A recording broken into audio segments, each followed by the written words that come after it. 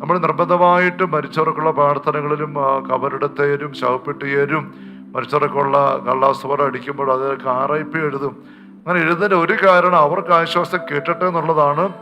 അവർക്ക് ആശ്വാസം കിട്ടുന്നില്ലാതെ വന്നാൽ ബന്ധപ്പെട്ട നമുക്കും ആശ്വാസം ഇല്ലാതെ വരും. നമ്മളുടെ പലരുടെയും കുടുംബങ്ങളിൽ പല ദുരന്തങ്ങളും വിട്ടുമാറാത്തതിൻ്റെ പുറകില് നമ്മളുമായി ബന്ധപ്പെട്ട മരിച്ചവർക്ക് വേണ്ടത്ര പ്രാർത്ഥന നമ്മൾ കൊടുക്കുന്നില്ലാത്ത അവസ്ഥയുണ്ട്. മരിച്ചവർക്ക് വേണ്ടി പ്രാർത്ഥിക്കണം. പ്രാർത്ഥിക്കാത്തതിൻ്റെ പേര് മാത്രം ഞെരുക്കത്തിൽ നീങ്ങുന്ന അനേക കുടുംബങ്ങൾ നമുക്കിടയിൽ ഉണ്ട് എന്നുള്ള വാസ്തവമാണ്.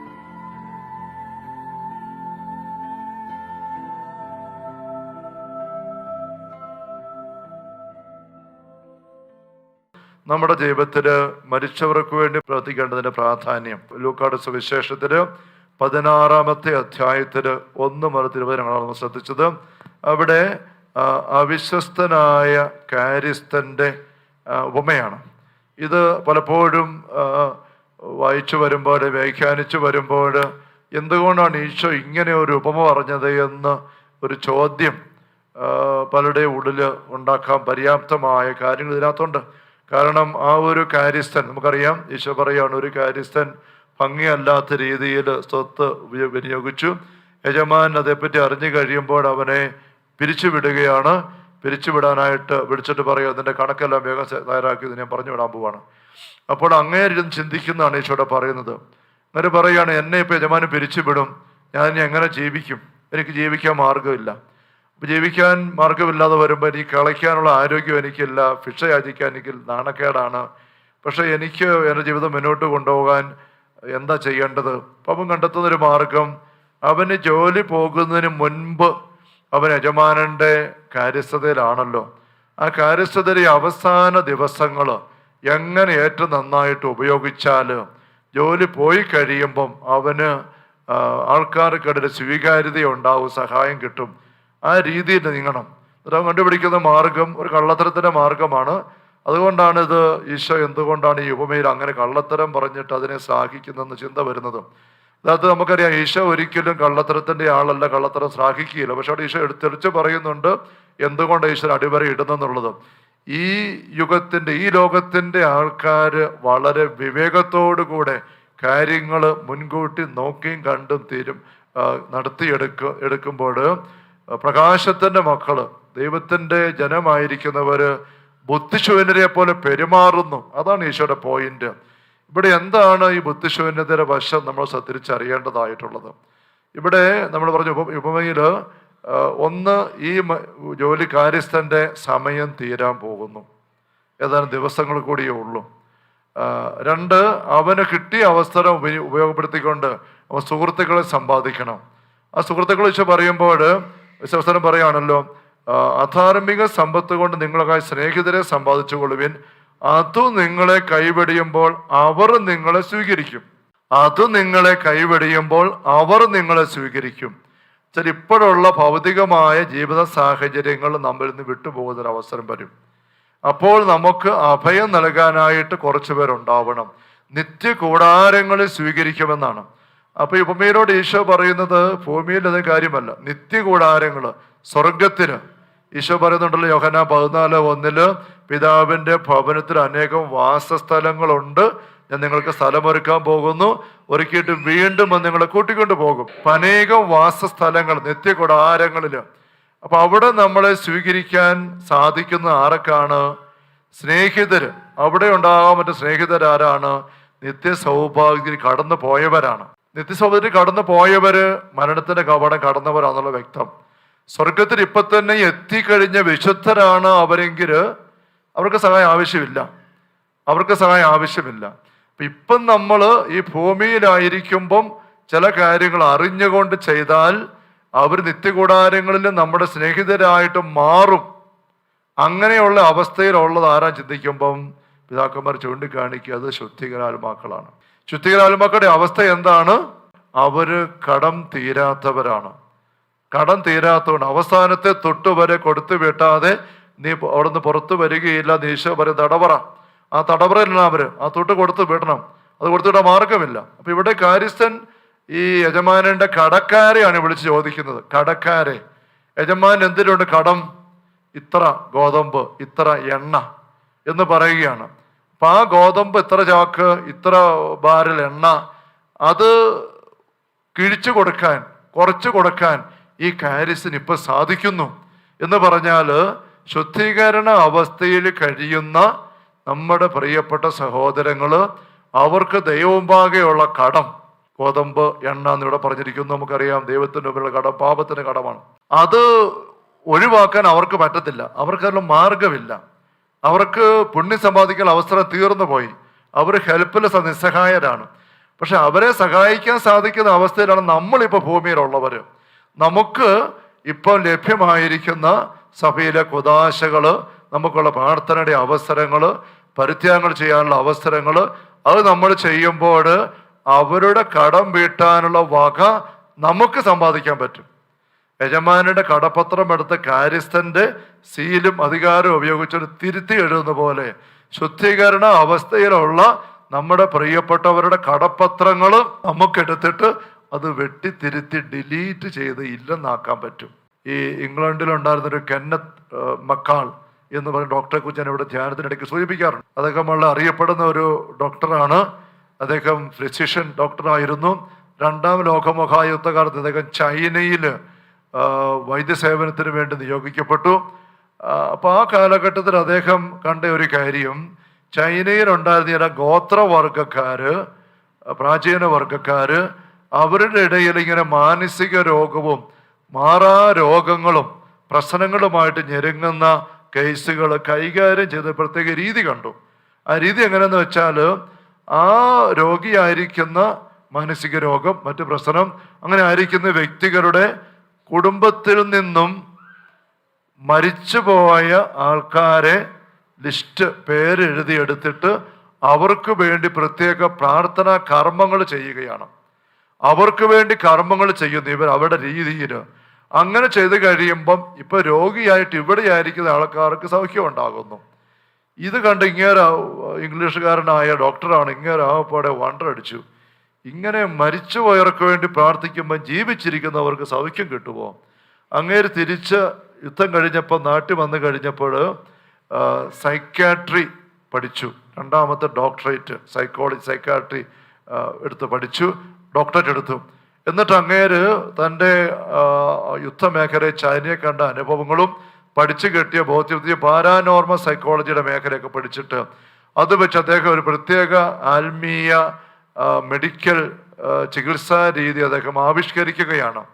ഹീലിംഗ് ദ ഫാമിലി ട്രീ എന്ന പേരിലാണ് അത് അറിയപ്പെടുന്നത്. ആ പേരിൽ അതൊരു പുസ്തകം തന്നെ എഴുതിയിട്ടുണ്ട്.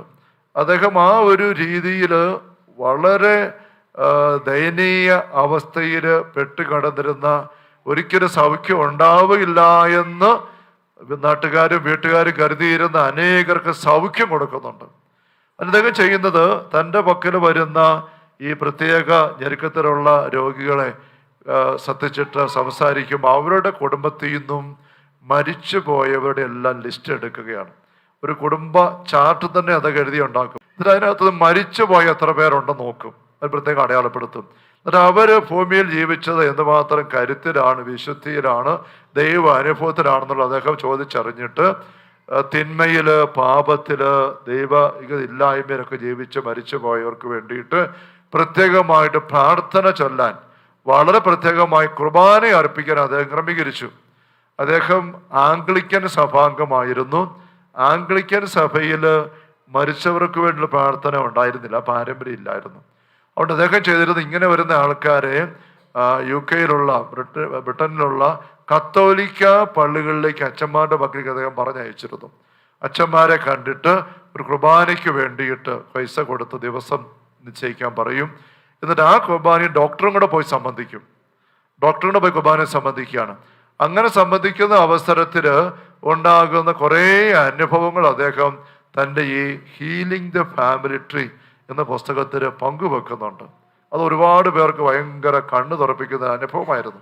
അതിന് അദ്ദേഹം പറയുകയാണ്, കുർബാന അർപ്പിച്ചുകൊണ്ടിരിക്കുമ്പോൾ തന്നെ അദ്ദേഹത്തിന് മറ്റു കുടുംബാംഗങ്ങൾക്കൊക്കെ ദർശനങ്ങൾ ഉണ്ടാവുകയാണ്. വർഷങ്ങൾക്ക് മുമ്പ് മരിച്ചുപോയ ആ പ്രത്യേക വ്യക്തികൾ ഇവിടെ സന്നിഹിതരായി ഈ കുർബാനയെ സംബന്ധിക്കുന്നു. കുർബാനയെ സംബന്ധിച്ച് അതിൻ്റെ ഫലങ്ങൾ സ്വീകരിക്കുന്നു. അവർ പ്രകാശത്തിലേക്ക് പോകുന്നു. ഞാനിവിടെ പലപ്പോഴും പറഞ്ഞിട്ടുണ്ട്, പാദ്രബിയൊക്കെ ബലിയർപ്പിക്കാനായിട്ട് നിൽക്കുമ്പം ഇങ്ങനെ പള്ളി നിറച്ച ആളാണ് അദ്ദേഹത്തിൻ്റെ കുർബാനയ്ക്ക് സംബന്ധിക്കാനായിട്ട്. പക്ഷെ അദ്ദേഹം ഇങ്ങനെ നോക്കിയിട്ട് പറയും, നിങ്ങൾ ഇത്രയും പേര് പള്ളി നിറച്ചുണ്ട്, പക്ഷേ ഇത്രയും പേരല്ല ഇവിടെ ഉള്ളത്. ഈ അങ്കണം നിറയെ ശുദ്ധികരാത്മാക്കൾ ഇങ്ങനെ തിങ്ങിക്കൂടി നിൽക്കുകയാണ്. അവരെ എനിക്ക് കാണാം, അദ്ദേഹം എനിക്ക് കാണാം. അവരിങ്ങനെ ആർത്തിയോടെ ഓരോ ആശീർവാദവും ഓരോ സ്തുതിപ്പും പ്രാർത്ഥന എല്ലാം സ്വീകരിക്കാൻ, എൻ്റെ ഫലം സ്വീകരിക്കാൻ വേണ്ടി ആർത്തിയോടെ നിൽക്കുകയാണ്. അദ്ദേഹം അവരെ കണ്ട കുർബാന അർപ്പിച്ചിരുന്നത്. അതുകൊണ്ട് പലപ്പോഴും സമയം ഒരുപാട് 2, 3, 4 മണിക്കൂർ വരെ അതേ കുർബാന അർപ്പിക്കുമ്പോൾ സമയം നീണ്ടുപോയിരുന്നു. അതുപോലെ ആർത്തിയോടെ ഇവരിങ്ങനെ സ്വീകരിക്കുന്ന കാണുമ്പം അച്ഛൻ സമയം എടുത്ത് കർമ്മങ്ങൾ നടത്തി പ്രാർത്ഥന ചൊല്ലി അങ്ങനെ നീങ്ങുകയാണ്. ഞാൻ പറഞ്ഞു വന്നത്, നമുക്ക് ശുദ്ധീകരാത്മാക്കൾ മരണം വഴി നമ്മുടെ നിന്ന് കടന്നുപോയ വ്യക്തികളുടെ സാന്നിധ്യം നമുക്ക് പ്രത്യേകിച്ചും ബലി അർപ്പിക്കുമ്പം നമ്മോടൊപ്പം നമുക്ക് സ്വീകരിക്കാനായിട്ട് പറ്റുമെന്ന് അറിയുക. അപ്പോൾ ഈ കന്നത്ത് മക്ക ഡോക്ടർ ഇങ്ങനെ ബലിയർപ്പിക്കുമ്പോൾ ചില ആൾക്കാരെ കാണും. അപ്പോൾ അദ്ദേഹം ചിലപ്പോൾ ചോദിക്കും, ഇന്ന പ്രായമുള്ള ഒരു സ്ത്രീ അല്ലെ ഒരു പുരുഷൻ, ഒരു പയ്യൻ ഇന്ന വേഷവുമായിട്ടിത് ഇവിടെ വന്ന് നിൽക്കുകയാണ്, നിങ്ങളുടെ അടുത്തുണ്ട്, നിങ്ങൾക്ക് വല്ല ഓർമ്മയുണ്ടോ? നമ്മൾ ലിസ്റ്റ് കുറിച്ചാൽ ആരാണ് ഇങ്ങനൊരു വേഷത്തിൽ രൂപത്തിൽ കാണുന്നത്? അപ്പോൾ പലപ്പോഴും ഈ കുടുംബാംഗങ്ങൾ പറയും, അത് ഞങ്ങളുടെ ഇന്ന മോനാണ്, അല്ല ഇന്ന യുവാവ് ഇന്ന അവസ്ഥയിൽ മരിച്ച ആളാണ്, അടയാളം കൃത്യം അവർ പറയുകയാണ്. അങ്ങനെയുള്ള കുറേ സംഭവങ്ങൾ അദ്ദേഹം അവിടെ കുറിച്ച് വെച്ചിരിക്കുകയാണ്. ഇങ്ങനെയുള്ള ദർശനങ്ങൾ കാണുന്നത് ഒരു വളരെ അസാധാരണമായ കാര്യമൊന്നും അല്ല. ഇവിടെ തന്നെയും മരിച്ചവർക്ക് വേണ്ടി ധ്യാനത്തിൽ കുർബാന അർപ്പിക്കുമ്പം ഇത് കുർബാന കഴിയുമ്പം ദർശനങ്ങളൊന്നും കണ്ട് പരിചയമില്ലാത്ത ആൾക്കാർ പോലും വന്നിട്ട്, അച്ഛാ ഇങ്ങനെ ആൾക്കാർ ഇവിടെ കൂട്ടമായിട്ട് വന്ന് ആൾക്കാരുടെ സൈഡിൽ ഇങ്ങനെ പ്രകാശത്തിലേക്ക് പോകുന്നത് ഞാൻ കണ്ടച്ച, എനിക്കറിയത്തില്ല എന്നാന്ന് എന്ന് പോലും പറയുന്ന സംഭവങ്ങൾ പലതുണ്ട്. ധ്യാനം കൂടിക്കൊണ്ടിരിക്കുന്ന മരിച്ചവർക്ക് വേണ്ടി പേരിൽ സമർപ്പിച്ച് പ്രാർത്ഥിക്കുന്നവർ ആകുമ്പോൾ ചിലപ്പോൾ ചിന്ത അവർക്ക് വരാം. ധ്യാനം കൂടുന്നില്ലാത്ത വ്യക്തികൾ ചില അവസരത്തിൽ ധ്യാനത്തിനടിഞ്ഞ കുർബാനയ്ക്ക് വേണ്ടി മാത്രമായിട്ട് വന്ന് കയറിയിട്ട്, എനിക്ക് എന്നോട് ധ്യാനത്തിൽ പറഞ്ഞിട്ടുണ്ട്, ഏതാനും വർഷങ്ങൾക്ക് മുമ്പ് ഞാൻ കൊടുമ്പടി താബോറിൽ സിസ്റ്റർമാർക്ക് വേണ്ടി ധ്യാനം നടത്തിക്കൊണ്ടിരിക്കുമ്പോൾ, ജൂബിലി ആഘോഷിക്കുന്ന സിസ്റ്റർമാരുടെ ഒരു ബാച്ചാണ്, ധ്യാനം നടത്തിക്കൊണ്ടിരിക്കുമ്പോൾ ഇതുപോലെ മരിച്ചവർക്ക് വേണ്ടിയിട്ട് ബോധ്യം കൊടുത്തിട്ട് കുർബാന അർപ്പിക്കുക ഒരു ദിവസം രാവിലെ. അപ്പോൾ ആ ധ്യാനത്തിൽ സംബന്ധിക്കുന്ന സിസ്റ്റർമാരല്ലാതെ ഒരു സിസ്റ്റർ ദൂരെ എവിടെയോ ഹൈറേഞ്ച് ഭാഗത്തുനിന്ന് എറണാകുളം ഭാഗത്തേക്ക് യാത്രക്കിടയിൽ തലേ ദിവസത്തെ രാത്രി ലേറ്റായിട്ട് അവിടെ യാത്രക്കിടയിൽ ആ മടത്തി വന്നു. രാവിലെ കുർബാന കഴിഞ്ഞ സിസ്റ്റർ വീണ്ടും പോവുകയാണ്. അപ്പോൾ കുർബാനയ്ക്ക് കയറി വന്നു. കുർബാന ഞങ്ങൾ ആരംഭിച്ച് കഴിഞ്ഞപ്പോൾ കയറി വന്നു. ഏറ്റവും താഴെ ഇങ്ങനെ വാതൊക്കെ വന്ന് നിന്നു. എന്നിട്ട് ആ സിസ്റ്റർ കുർബാന കഴിഞ്ഞ് ഞാൻ താഴെ കാപ്പ് കുടിച്ചിരിക്കുമ്പോൾ എൻ്റെ പക്കൽ എത്തിയിട്ട് പറയും, അച്ഛാ ഞാൻ ധ്യാനിക്കുന്നയാളല്ല, പെട്ടെന്ന് പോകാൻ വേണ്ടി ഞാൻ ഇന്നലെ ഓടി വന്നതാണ്, ഞാൻ പോവുകയാണ്. പക്ഷെ ഒരു കാര്യം അച്ഛൻ പറഞ്ഞിട്ട് പോകാൻ വേണ്ടിയിട്ട് നിന്നതാണ് ഇപ്പം. എന്ന് വെച്ചാൽ അച്ഛാ ഇന്ന് കുർബാനയ്ക്ക് ഞാൻ വന്നാൽ അച്ഛൻ തന്നെ ഞാൻ താഴെ നിൽക്കുകയായിരുന്നു. അപ്പം ഞാനൊരു കാഴ്ച കണ്ടച്ചാ, എനിക്ക് ദർശനങ്ങളൊന്നുമില്ല, പക്ഷെ ആദ്യം ഒരു ദർശനം കാണുന്നത് അച്ഛൻ ഇങ്ങനെ അൾത്താരെങ്കിലേക്ക് തിരിഞ്ഞ് കരം ഉയർത്തിപ്പിടിച്ച് മധ്യസ്ഥ പ്രാർത്ഥന മാർപ്പാപ്പായ്ക്ക് വേണ്ടി മെത്രാമാരെല്ലാം പറഞ്ഞ് പ്രാർത്ഥിച്ചുകൊണ്ടിരിക്കുമ്പോൾ ഞാൻ കണ്ടച്ച അൾത്താര അടുക്കാലിനകത്ത് ഒരു വശത്തുനിന്ന് ഇങ്ങനെ കുറേ അധികം സിസ്റ്റേഴ്സ് ഇങ്ങനെ ലൈനായിട്ട് കടന്നു വരുന്നു. ഒരുപാട് പേരും പഴയ രീതി തലമുണ്ട് സഭാവസ്ത്രം ധരിച്ചിരിക്കുന്ന സിസ്റ്റേഴ്സാണ്. നിരയായിട്ട് കടന്നു വന്നിട്ട് ഇങ്ങനെ അടുത്ത അച്ഛൻ്റെ പക്കൽ വന്നിട്ട് ഒരു മുകളിലേക്ക് ഇങ്ങനെ പ്രകാശത്തിൽ കയറി പോവുകയാണ്. കുറേ പരിചയമുള്ള സിസ്റ്റേഴ്സ് ഉണ്ട്. അത് കൃത്യമായിട്ട് കണ്ട് ഞാൻ ഇങ്ങനെ ആ കാഴ്ച കണ്ടിങ്ങനെ കുർബാന നിൽക്കുകയാണ്. കുർബാന പ്രാർത്ഥന കടന്നു ഞാൻ അറിഞ്ഞില്ല. അത് കഴിഞ്ഞ് മുട്ടുകുത്തി പ്രാർത്ഥിക്കുന്ന ദൈവമേടെ കരുണ തോന്നണേ, ദൈവൻ്റെ പാപങ്ങൾ മായ്ച്ചു കളയണേ. ആ സങ്കീർത്തനം വന്നപ്പോൾ എല്ലാവരും മുട്ടുകുത്തി. എന്നിട്ട് ഞാൻ ഒറ്റയ്ക്ക് ഇങ്ങനെ താഴെ നിന്നു ഈ കാഴ്ച കണ്ടോണ്ട്. സ്വർഗത്തിൽ നിന്നിറങ്ങിയപ്പോൾ ജീവനുള്ള ഞാനാകുന്നുള്ള പാട്ട് പാടിയപ്പോഴാണ് എനിക്ക് പരിസരബോധം ഉണ്ടാകുന്നത്. അപ്പം ഞാൻ മാത്രം നിൽക്കുന്നു. ഞാൻ പെട്ടെന്ന് മുട്ടുകുത്തി വെച്ചാൽ പിന്നെ കാഴ്ച കണ്ടില്ല. പക്ഷെ അത്രയും നേരം കൃത്യമായിട്ട് ഞാൻ കണ്ടച്ചാ ഒരുപാട് സിസ്റ്റേഴ്സ് ഇങ്ങനെ വന്ന് കയറി പോവുകയാണ്. അച്ഛാ ഇത് എനിക്ക് അതിന് പറയാതിരിക്കാൻ പറ്റില്ല, അതുകൊണ്ട് ഇപ്പോൾ നിന്നത് പറഞ്ഞു. അപ്പം ഞാൻ പറഞ്ഞ സിസ്റ്റർ, ഇന്ന് ഞങ്ങൾ മരിച്ചവർക്ക് വേണ്ടിയിട്ടാണ് കുർബാന അർപ്പിച്ചത്. അത് ഈ സിസ്റ്റേഴ്സിനോട് നേരത്തെ പറഞ്ഞിരുന്നു. അവരെല്ലാവരും അവർ 25 വർഷം ജൂബിലി ആയവരാണ്. അവർക്കറിയാവുന്ന സകല മരിച്ചവരുടെ പേര് കുറിച്ചിട്ടാണ് കുർബാന അർപ്പിക്കുന്നത്. അപ്പോൾ അതിനകത്ത് ഒരുപാട് പ്രായം ചെന്ന സീനിയർ സിസ്റ്റേഴ്സ് മരിച്ചു പോയവരുടെ പേര് വന്നിട്ടുണ്ടാവും. അതായിരിക്കും സിസ്റ്ററിന് ഇങ്ങനെ ഒരു അടയാളം തമ്പുരാൻ കാണിച്ചു തന്നത്. അപ്പോൾ ഞാൻ ചോദിച്ചു, സിസ്റ്ററെ പോകാൻ ധൃതിയാണോ, അല്ലെങ്കിൽ അല്പം നേരം കൊണ്ട് നിൽക്കുക? ഇപ്പം ഞങ്ങൾ 8:30-9 മണിക്ക് ടോക്കിന് കയറുമ്പം സിസ്റ്റർ പറ്റുന്നുണ്ടെങ്കിൽ ഒന്ന് വന്നിട്ട് ഈ ഒരു കണ്ട കാര്യം ഒന്ന് ഗ്രൂപ്പിൻ്റെ പിന്നെ പൊതുവായിട്ടൊന്ന് പറയാമോ? സിസ്റ്റർ പറഞ്ഞു, വെച്ചാൽ പറയാം. അങ്ങനെ ഞാൻ സിസ്റ്ററെ വിളിച്ചുകൊണ്ട് വന്ന് സിസ്റ്റർ ടോക്കിന് മുമ്പ് കയറിയെന്ന് പറഞ്ഞു. ഞാനും കൂടെ കുറച്ച് അറിയാം. സിസ്റ്റർ ഇങ്ങനെ പറഞ്ഞു, ഇങ്ങനെ കാഴ്ച കണ്ടെന്ന് പറഞ്ഞു. ഞാൻ പറഞ്ഞു, താങ്ക്സ് പൊക്കോ. അപ്പം അതൊരു എല്ലാവർക്കും ഒരു അടയാളമായിട്ട് മാറി. ഇവിടെയും ഇതുപോലെ തന്നെ ആൾക്കാർ വന്ന്, ഞാൻ പറയും, ഗിഫ്റ്റ് ഒന്നും ഇല്ലാത്ത ചില വല്യമ്മച്ചുമാർ പോലും വന്നിട്ട് അച്ഛാ ഞങ്ങൾ കണ്ടു ഇങ്ങനെ കയറിപ്പോകുന്നതെന്ന് പറയുകയുണ്ടായി. ഈ കന്നത്ത് മക്കാൾ ഇതുപോലുള്ള അനുഭവങ്ങൾ പങ്കുവെച്ചിട്ട് പുസ്തകത്തിൽ എഴുതുന്നു. അദ്ദേഹം അനേക കുടുംബങ്ങളെ ഇങ്ങനെ സൗഖ്യത്തിലേക്ക് കൊണ്ടുപോകുന്നുണ്ട്. നമ്മൾ മരിച്ചവർക്ക് വേണ്ടി പ്രാർത്ഥനയെപ്പറ്റി ചിന്തിക്കുമ്പോൾ 3 കാര്യങ്ങൾ ശ്രദ്ധിക്കാനായിട്ടുണ്ട്. ഒന്നാമത്തെ കാര്യം, ഈ മരിച്ചവർക്ക് നമ്മുടെ പ്രാർത്ഥന വളരെ അത്യാവശ്യമാണ് എന്നുള്ള കാര്യമാണ്. അവർക്ക് ഒരാശ്വാസമില്ല. ശരിയാണ്, സ്വർഗത്തിന് പോകുന്ന ഉറപ്പായ വിശുദ്ധരാണ്. അവരുടെ സന്തോഷമെന്ന് പറയുന്നത് അവർക്ക് സ്വർഗത്തിലേക്ക് കടക്കാനുള്ള ആകാംക്ഷയുടെ, ഉടനെ കടക്കാമെന്നുള്ള പ്രതീക്ഷയുടെ ആനന്ദം അവർക്കുണ്ട്. അതേസമയം അതങ്ങ് ആകുന്നില്ലാത്തതിൻ്റെ ഞെരുക്കമാണ്. അതാണ് അവരുടെ സഹനത്തിൻ്റെ കാരണം. ഞങ്ങൾക്ക് ദൈവത്തെ കാണുവാൻ പറ്റാത്തതിൻ്റെ ഞെരുക്കമാണ് ഏറ്റവും വലിയ പീഡയെന്ന് ഈ ആത്മാക്കൾ പറയുന്നതായിട്ട് ഫൗസ്റ്റീനയുടെ ഡയറി നമുക്ക് വായിക്കാൻ പറ്റും. ഫൗസ്റ്റീനയെ ഒരു ദിവസം കാവൽമാലാഖ ശുദ്ധീകരണ സ്ഥലത്തിൽ കൂട്ടിക്കൊണ്ട് പോകുന്നുണ്ട്. അതിന് തലേ ദിവസം ഈശോ പറയുന്നുണ്ട്, നീ ആർക്കെല്ലാം വേണ്ടിയാണ് പ്രാർത്ഥിക്കേണ്ടത് നാളെ നിനക്ക് കാണിച്ചു തരാം എന്ന് ഈശോ പറഞ്ഞു. പിറ്റേ ദിവസം കാവൽമാലാഖ ഫൗസ്റ്റീനയും കൊണ്ട് ഇങ്ങനെ തീ നിറഞ്ഞ, അഗ്നി നിറഞ്ഞ ഒരു സ്ഥലത്തേക്ക് ചെന്നു. അവിടെ ഇങ്ങനെ ശുദ്ധീകരാത്മാക്കൾ ദൈവത്തിന് വേണ്ടി ദാഹിച്ചിങ്ങനെ സഹനത്തിലാണ് ആയിരിക്കുന്നത്. അപ്പോൾ അവരോട് ഫൗസ്റ്റീന സംസാരിക്കുന്നതായിട്ട് പറയുന്നുണ്ട്. അപ്പോൾ ഫൗസ്റ്റീന ചോദിക്കും, നിങ്ങൾക്ക് എന്താണ് ഏറ്റവും വലിയ ഞെരുക്കം, നിങ്ങളുടെ ഏറ്റവും വലിയ നൊമ്പരം എന്താ, വേദന എന്താ?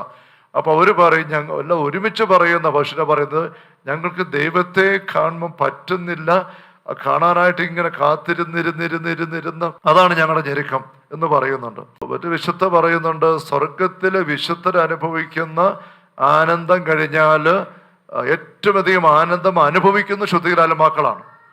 പക്ഷെ ആനന്ദത്തിനൊപ്പം അവർ നരകത്തിൻ്റെ പീഡ കഴിഞ്ഞാലുള്ള ഏറ്റവും വലിയ പീഡയും അവർ അനുഭവിക്കുന്നുണ്ട്. അതാണ് ഈ അഗ്നിയായിട്ട് കാണിക്കുന്നത്. അപ്പോൾ ഈ മരണം വഴി കടന്നു പോയവർ ഒരുപാട് നമ്മുടെ പ്രാർത്ഥന കിട്ടാൻ വേണ്ടി ആഗ്രഹിക്കുന്നുണ്ട്, ദാഹിക്കുന്നുണ്ട്. നമ്മൾ തിരിച്ചറിയണം. ഞാനിവിടെ ധ്യാനത്തിനൊക്കെ വായിച്ച് കേൾപ്പിക്കാറുള്ള കാര്യമാണ് എബ്രാസ്യ അമ്മയുടെ കത്തുകൾ കാത്ത് എബ്രാസ്യ അമ്മ തൻ്റെ മഠത്തിൽ നിന്ന് മരിച്ചു പോയൊരു സിസ്റ്റർ ബെയാട്രീസിൻ്റെ കാര്യം പറയുന്നത്. ബെയാട്രീസ് എന്ന സിസ്റ്റർ എബ്രാസ്യാമ്മയെ നോക്കിയിരുന്ന സിസ്റ്റർ, നിങ്ങൾക്ക് എല്ലാവർക്കും അറിയാം. മരിച്ചു. എബ്രാസ്യാമ്മയുടെ നോവിസ് മിസ്ട്രസ് ആയിരുന്നു.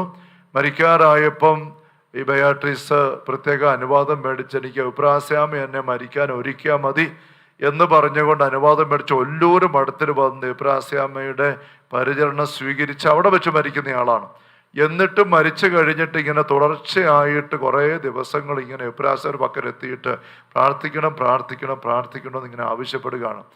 അപ്പം ബയാട്രിസമ്മ പറയുന്നുണ്ട്, 12 ദിവസം ഇങ്ങനെ വന്ന് പ്രാർത്ഥന ചോദിക്കാൻ നല്ല ദൈവം എന്നെ അനുവദിച്ചിരിക്കുകയാണ്.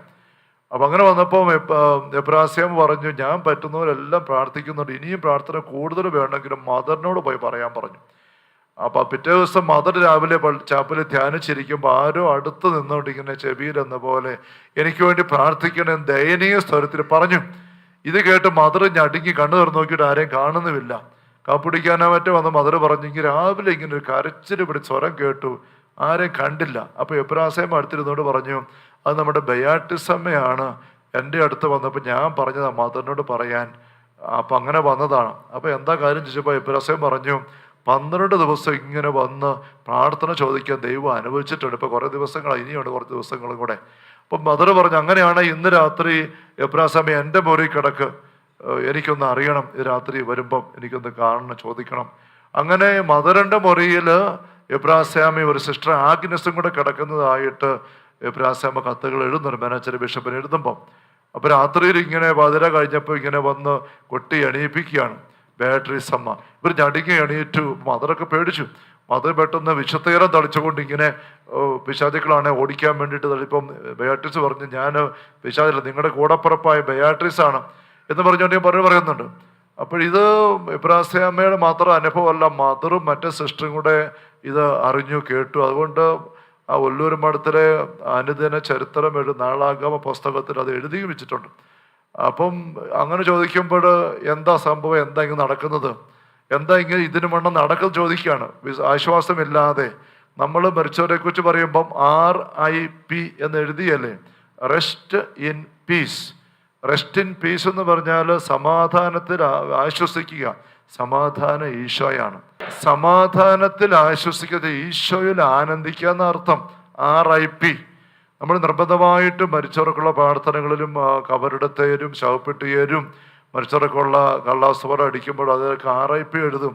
അങ്ങനെ എഴുതുന്ന ഒരു കാരണം അവർക്ക് ആശ്വാസം കിട്ടട്ടെ എന്നുള്ളതാണ്. അവർക്ക് ആശ്വാസം കിട്ടുന്നില്ലാതെ വന്നാൽ ബന്ധപ്പെട്ട നമുക്കും ആശ്വാസം ഇല്ലാതെ വരും. അതാണ് അടുത്ത പോയിന്റ് നമ്മൾ കാണേണ്ട രണ്ടാമത്തെ കാര്യം. അപ്പൊ അവർക്ക് ആശ്വാസം. അപ്പം എന്താ ഇങ്ങനെ നടക്കുന്നത്, ഇതെന്താ രാത്രി വന്ന് ഞങ്ങളെ ഇങ്ങനെ വിളിച്ചേൽപ്പിക്കുന്നത്, ഞങ്ങളുടെ ഉറക്കം കളയുകയാണല്ലോ, എബ്രാഹിമയെ തട്ടിമുറിച്ച് വിളിച്ച്, എന്താ ഇങ്ങനെ നടക്കുന്നത്, എന്താ ആശ്വാസം ഇല്ലാത്തത് എന്ന് അങ്ങോട്ട് ചോദിക്കുമ്പോൾ ബേട്രീസ് പറയുന്ന 3 പാപങ്ങളെക്കുറിച്ച് പറയുന്നുണ്ട്.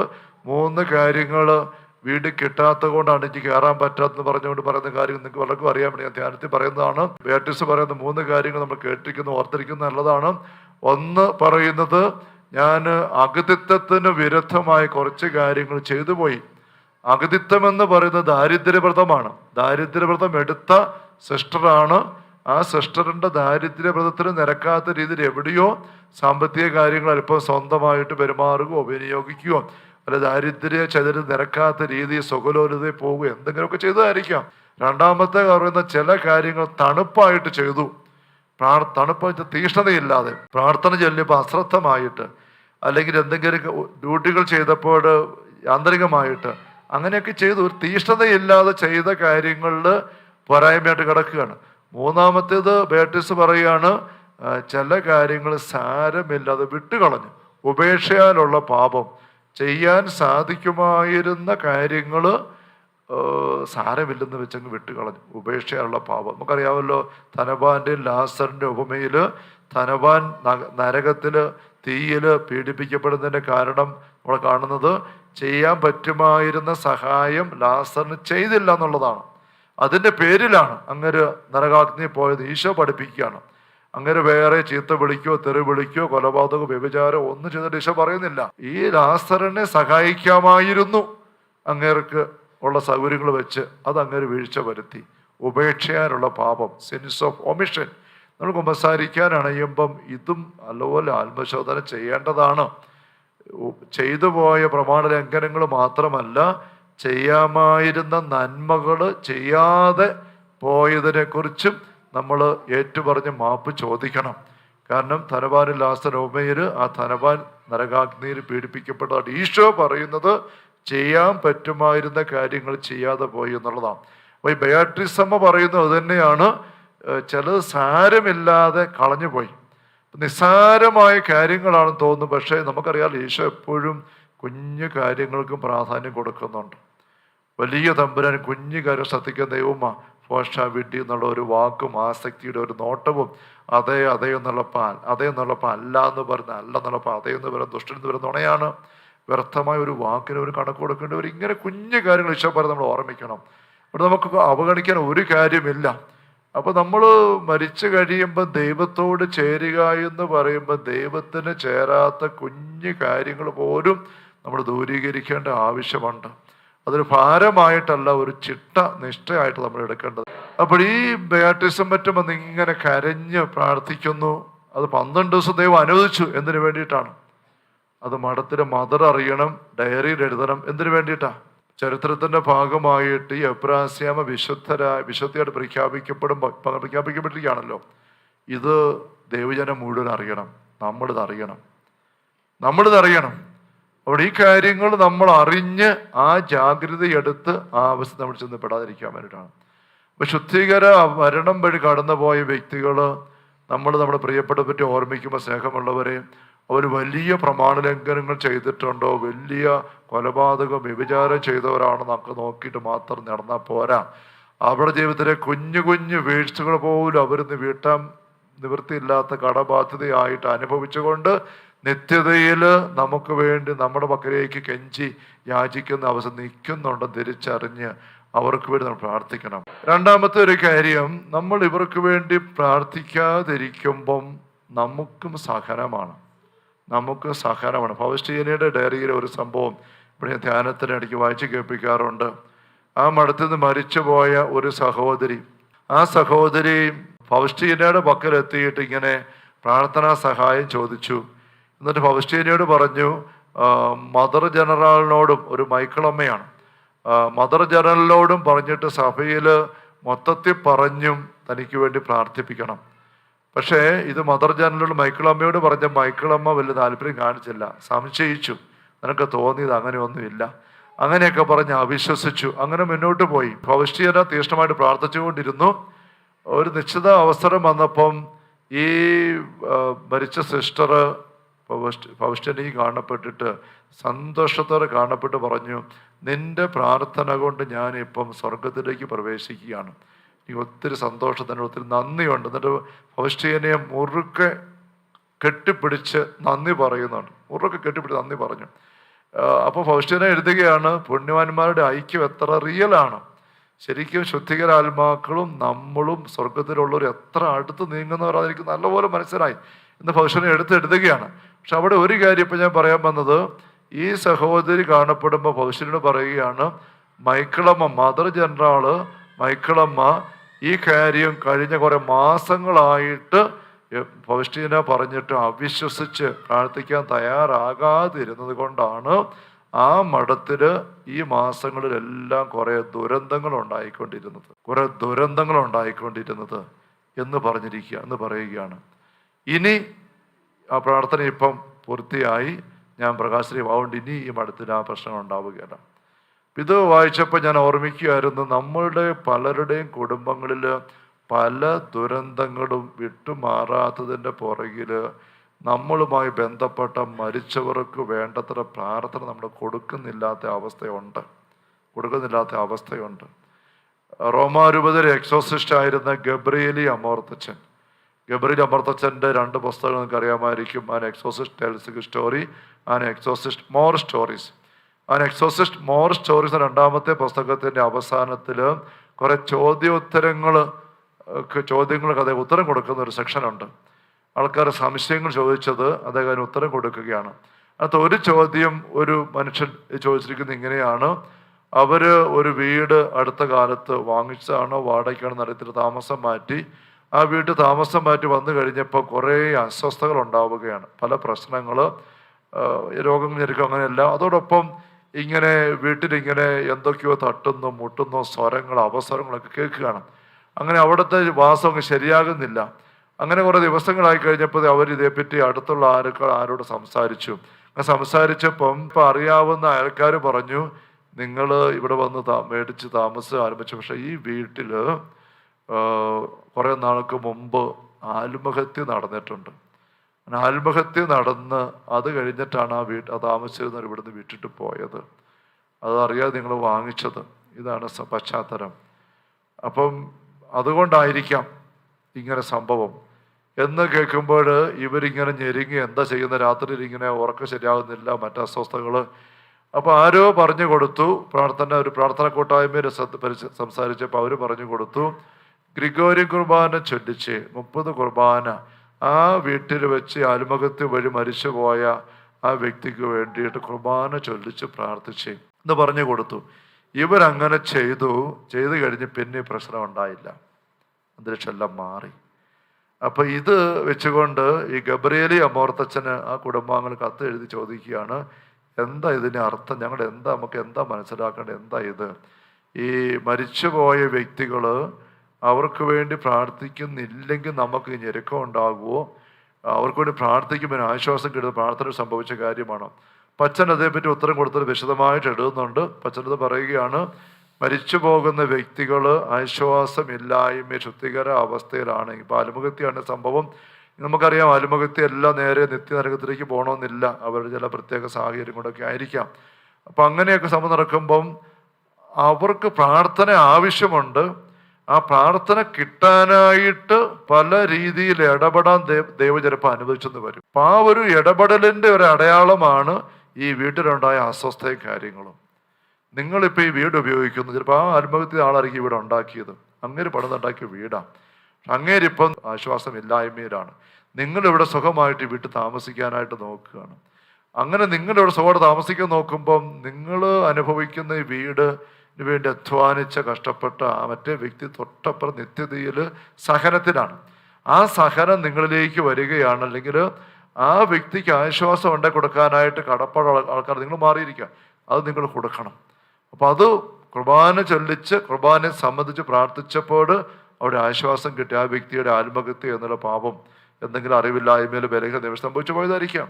അത് പരിഹൃതമായി ഈശ്വരന്റെ യോഗ്യതയാൽ അവിടെ ആശ്വാസം വന്നപ്പം ഇവിടെ ആശ്വാസമായി. ഇങ്ങനെ മരിച്ചവർക്ക് വേണ്ടി പ്രാർത്ഥിക്കുമ്പം ആശ്വാസം ഉണ്ടാകുന്ന സംഭവങ്ങൾ ഒരുപാടുണ്ട്. അനേകം പങ്കുവെക്കുന്നുണ്ട്. പാദ്രബിയയുടെ ജീവിതത്തിൽ പാദ്രബിയ പറയുന്ന ഒരു സംഭവം, അദ്ദേഹത്തിൻ്റെ ആശ്രമത്തിൽ 2ാം ലോകമഹായുദ്ധ കാലത്താണ്. ഒരുപാട് ആരോഗ്യമുള്ള പ്രദേശം അച്ഛന്മാരെ എല്ലാം യുദ്ധത്തിന് വിളിച്ചുകൊണ്ട് പോയി. ഇവർ കുറച്ചുപേര് മാത്രമേ ആശ്രമത്തിലുള്ളൂ. അപ്പം രാത്രിയിൽ ഒരു ഗസ്റ്റ് ഉണ്ട്, ഒരു അച്ഛൻ്റെ സഹോദരി അച്ഛനെ കാണാനായിട്ട് വന്നൊരു പൗളിനോസ്. അപ്പം ആ സഹോദരിയെ താഴെ ഗസ്റ്റ് റൂമിൽ കിടത്താനായുള്ള ക്രമീകരണം ചെയ്യുകയാണ്. അപ്പോൾ അവിടെ അത്യാവശ്യം കട്ടിലൊക്കെ കൊണ്ടുപോയിട്ടിട്ട് രാത്രിയിൽ അവിടെ കിടത്താനുള്ള ക്രമീകരണമൊക്കെ ചെയ്ത് ഈ സഹോദരിയും ആ വന്ന ഗസ്റ്റിൻ്റെ ആങ്ങള അച്ഛനും കൂടെ അപ്പുറത്ത് ചാപ്പലിൽ പ്രാർത്ഥിക്കാനായിട്ട് വന്നതെല്ലാം പോയിരിക്കുകയാണ് ഉറങ്ങാൻ വരുന്നതിന് മുമ്പ്. അപ്പോൾ പാദ്രബിയെ തനിച്ച് ഈ മുറി ഗസ്റ്റ് റൂമിൽ ഇരിക്കുമ്പം ഒരുക്കിക്കൊണ്ടൊക്കെ ഇരിക്കുമ്പോൾ ഉണ്ട് പ്രായം ചെന്ന ഒരു മനുഷ്യൻ രാത്രി 10 മണി സമയത്താണ് ഈ മുറിയിലേക്ക് കയറി വരികയാണ്. പാദ്രബിയെ കാണുകയാണ്, പ്രായം ചെന്നൊരു മനുഷ്യൻ. അപ്പോൾ പാദ്രബിയെ പെട്ടെന്ന് മറന്നുപോയി, ഇത് ഇവിടെ ഒരാൾ വരാൻ നിവൃത്തിയില്ലല്ലോ, ഇത് രാത്രിയാണെന്ന് ഓർത്തില്ല. ഉടനെ എന്താ വിശേഷം എന്നാ പറഞ്ഞു. അന്നേരം ആ മനുഷ്യൻ വന്ന് കയറി മുറി ഇരുന്നു. അത്രയും ഇരുന്നിട്ട് പറഞ്ഞു, ഞാൻ ഈ മുറിയിൽ ഒരു ഡേറ്റ് പറഞ്ഞു. ഒരു പാദ്രബിയ മരിക്കുന്നത് 1959 മറ്റാണ്, 66 മറ്റാണ് നിൽക്കുന്നത് പാദ്രബിയ മരിക്കുന്നത്. 908 ഈ മുറി താമസിച്ചിട്ട് തീ പിടിച്ചു മരിച്ച ആളാണ് ഞാൻ. അതെങ്ങനെ അങ്ങനെ പറ്റിയത്? ഇത് ശരിയാണ്. അപ്പം അദ്ദേഹം പറഞ്ഞു, ഇത് അച്ഛന്മാരുടെ ആശ്രമമാകുന്നതിന് മുമ്പ് ഒരു വൃദ്ധമന്ദിരമായിരുന്നു. അന്ന് ഈ വൃദ്ധമന്ദിരത്തെ അന്തേവാസിയായിരുന്നു ഞാൻ. എന്നിട്ട് അദ്ദേഹം തൻ്റെ പേരും ഗ്രാമവും കൃത്യമായിട്ട് പറഞ്ഞു. ഞാനിവിടെ രാത്രി ഞാൻ പുക വലിച്ചിട്ട് സിഗരറ്റ് വലിച്ചിട്ട് അതും പിടിച്ചുകൊണ്ട് കിടന്ന് ഉറങ്ങിപ്പോയി. അങ്ങനെ അത് വേണ്ട കടക്കിക്ക് തീ പിടിച്ചിട്ട് കത്തി അതിനകത്ത് മരിച്ചതാണ്. എനിക്ക് ഇതുവരെ ആശ്വാസം കിട്ടിയിട്ടില്ല. ഞാൻ താമസിച്ചിരുന്ന മുറിയാണിത്. അച്ഛൻ ഇപ്പോൾ ഇവിടെ വന്നല്ലോ, എനിക്ക് വേണ്ടി പ്രാർത്ഥിക്കണം, എനിക്ക് വേണ്ടി പ്രാർത്ഥിക്കണം ഇങ്ങനെ പറഞ്ഞു.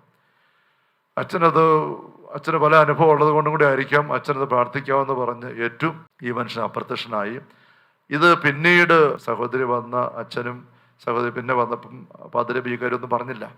സഹോദരി അവിടെ കിടക്കാൻ മടി കാണിച്ചു വിചാരിച്ചോണ്ട് കാര്യമൊന്നും പറഞ്ഞില്ല.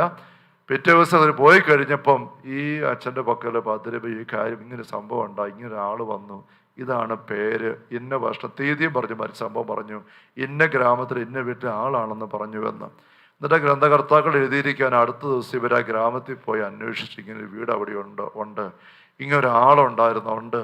അപ്പം അവിടെ നിന്ന് അറിഞ്ഞു ആ മനുഷ്യൻ ഇങ്ങനെ വൃത്തമെന്ന് താമസിച്ച് തീ പിടിച്ച് മരിച്ചതാണ് എന്നറിയുകയാണ്. അപ്പോൾ ആ മനുഷ്യൻ പറയാൻ ആശ്വാസമില്ലാത്ത അവസ്ഥയിലാണ്. അദ്ദേഹം ഉപയോഗിച്ചിരുന്ന ആ മുറിയിലേക്ക് അദ്ദേഹം വന്നിട്ട് അത് ഉപയോഗിക്കാൻ വന്നിരിക്കുന്ന ആൾക്കാരോട് പ്രാർത്ഥന ചോദിക്കുകയാണ്. ഞാനിങ്ങനെ പറയുന്നത് നേരെ കൃത്യം നമ്മൾ ചിന്തിക്കും വരുമ്പം ബൈബിളിൽ എങ്ങനെ കൃത്യം പഠിപ്പിക്കുന്നുണ്ടോ ഒരു സംശയം തോന്നുമായിരിക്കാം. പക്ഷെ നമുക്കറിയാമല്ലോ, മരിച്ചവർക്ക് വേണ്ടി പ്രാർത്ഥന സഭയുടെ പാരമ്പര്യത്തിൻ്റെ ഭാഗമാണ്, ട്രഡീഷണൽ നമ്മൾ ചെയ്യുന്ന കാര്യമാണ്. നമ്മളിത് വായിച്ച ലേഖന ഭാഗത്തിൽ പൂർവികർ വഴി നമ്മിലേക്ക് വന്നിരിക്കുന്ന തിന്മകളെ ഈ കുഞ്ഞാടിൻ്റെ പോലെയുള്ള ഈശോയുടെ അമൂല്യ രക്തം കൊണ്ടാണ് പരിഹരിച്ച് അതിനൊരു വീണ്ടെടുപ്പ് നമുക്ക് ഉണ്ടാകണമെന്ന് പറയുന്നുണ്ട്. പൂർവർക്ക് വേണ്ടി മരിച്ചവർക്ക് വേണ്ടി പ്രാർത്ഥനയെക്കുറിച്ചാണ്. അല്ല, മരിച്ചവരുടെ നമ്മിലേക്ക് വരുന്ന വ്യർത്ഥമായ കാര്യങ്ങൾ എന്നുള്ള വീണ്ടെടുപ്പ്. ഇപ്പം മരണം വഴി കടന്നുപോയ വ്യക്തികൾ വഴി നമ്മിലേക്ക് വന്നിരിക്കുന്ന വ്യർത്ഥതകൾ, തിന്മകൾ, ദുസ്വാധീനങ്ങൾ, ഇതേക്കുറിച്ച് വചനം ആഴപ്പെടുത്തി പഠിപ്പിക്കുന്നുണ്ട്. യഥാർത്ഥത്തിൽ ആദോ ഹവ്വയും ചെയ്തതായ പാപത്തിൻ്റെ ദുസ്വാധീനം നമ്മിലേക്ക് വരുന്നതിനെക്കുറിച്ച് പഠിപ്പിക്കുന്ന ആശയമാണ് ഉത്ഭവ പാപം. സഭയുടെ മതപരഗ്രന്ഥം വിശദമായിട്ട് ഇത് പഠിപ്പിക്കുന്നുണ്ട്. മക്കൾക്ക് ജന്മം കൊടുക്കുമ്പോൾ മാതാപിതാക്കൾ അവരിലേക്ക് പകർന്നു കൊടുക്കുന്ന ശാരീരിക, മാനസിക, ഭൗതിക മേഖലയുടെ കഴിവുകളും നന്മകളും മാത്രമല്ല, അവിടെ ജീവിതത്തിലെ ഇല്ലായ്മകളും കുറവുകളും കൂടെ പകർന്നു കൊടുക്കുന്നുണ്ട്. അതുകൊണ്ട് ലോകത്തിൻ്റെ പാപം നീക്കുന്ന ദൈവത്തിൻ്റെ കുഞ്ഞാട് എന്ന് യോഹന്നാൻ സുവിശേഷം 1-29 നമ്മൾ വായിക്കുമ്പോൾ ആ ലോകത്തിൻ്റെ പാപം ഈ കുഞ്ഞാട് നീക്കുന്ന എന്താ എന്ന് പറയുന്നിടത്ത് സഭയുടെ മതപര ഗ്രന്ഥം കൃത്യമായിട്ട് പറയുന്നുണ്ട്. 405 404 കണ്ടില്ല മറ്റേ ഓർമ്മ പറയുന്നുണ്ട്. ആദ്യ മാതാപിതാക്കളുടെ പാപവും അതിനുശേഷം നമ്മൾ വരെയുള്ള സകല പൂർവികരുടെ പാപങ്ങളും ചേർന്ന് ലോകത്തിന് നമുക്ക് വന്നിരിക്കുന്ന പാപ അവസ്ഥയ്ക്ക് പറയുന്ന പേരാണ് ലോകത്തിൻ്റെ പാപം. അതിനെ നീക്കുന്ന ആളാണ് ഈശോ. അതിനെ നീക്കുന്ന കുഞ്ഞാട് ഈശോയാണ്. ഈശോ നീക്കുന്ന കുരിശിലെ ബലിയിലാണ്. അപ്പം നമ്മൾ നമ്മുടെ പൂർവികർക്ക് വേണ്ടി, മരിച്ചവർക്ക് വേണ്ടി കുരിശിലെ ബലി കുർബാന അർപ്പിച്ച് പ്രാർത്ഥിക്കുമ്പോൾ, കരുണക്കൊന്ത ചൊല്ലി പ്രാർത്ഥിക്കുമ്പം ഈ ലോകത്തിൻ്റെ പാപം നീക്കുന്ന കുഞ്ഞാടായ ഈശോയോട് നമ്മുടെ കുടുംബത്തിൽ, നമ്മുടെ ജീവിതത്തിൽ നമുക്കെതിരെ നിൽക്കുന്ന നമ്മുടെ പൂർവികർ വഴിയുള്ള സകല തിന്മകൾ നീക്കാൻ ആവശ്യപ്പെടുകയാണ്. ഇച്ചിരി പറഞ്ഞ് നിങ്ങൾക്ക് തിരിയുന്നുണ്ടെങ്കിൽ അറിഞ്ഞുകൂടെ? ഇച്ചിരി ചിലപ്പം ഗഹനമായിട്ട് തോന്നാമായിരിക്കാം. ആശയം മേഖല പറഞ്ഞു പോവുകയാണ്.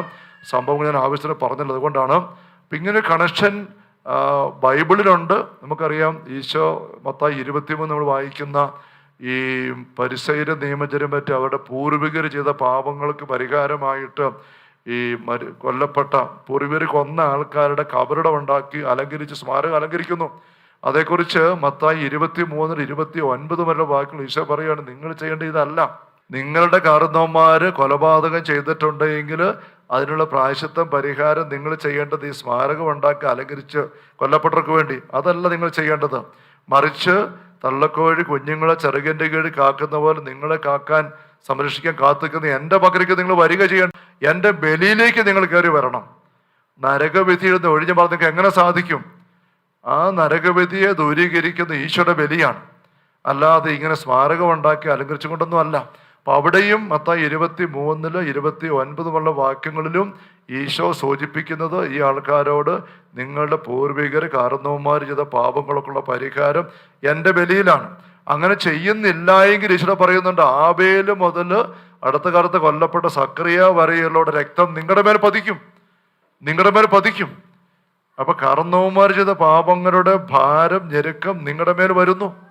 അത് പാപത്തിന്റെ ശിക്ഷ ആയിട്ടല്ല, ദുസ്വാധീനമായിട്ടാണെന്ന് സഭ കൃത്യം പഠിപ്പിക്കുന്നുണ്ട്. 2010 സീറോ മലബാർ സഭയുടെ ഡോക്ടറിനിക് കമ്മീഷൻ, നമ്മുടെ കല്ലങ്ങാട്ട് പിതാവാണ് എൻ്റെ അധ്യക്ഷനായിട്ട് അന്നുണ്ടായിരുന്നത്. 3 ബിഷപ്പ്മാരാണ് ഈ തലമുറകളിലൂടെ കടന്നു വരുന്ന ദുസ്വാധീനത്തെക്കുറിച്ച് പഠിപ്പിക്കും. അവസാന ഭാഗത്ത് പറയുന്നത്, കാരണവന്മാർ ചെയ്യുന്ന പാപത്തിന് മക്കളെ ദൈവം ശിക്ഷിക്കുന്നില്ല, കാരണവന്മാരുടെ പാവം ദൈവശാപമായിട്ട് മക്കളിലേക്ക് വരുന്നുമില്ല.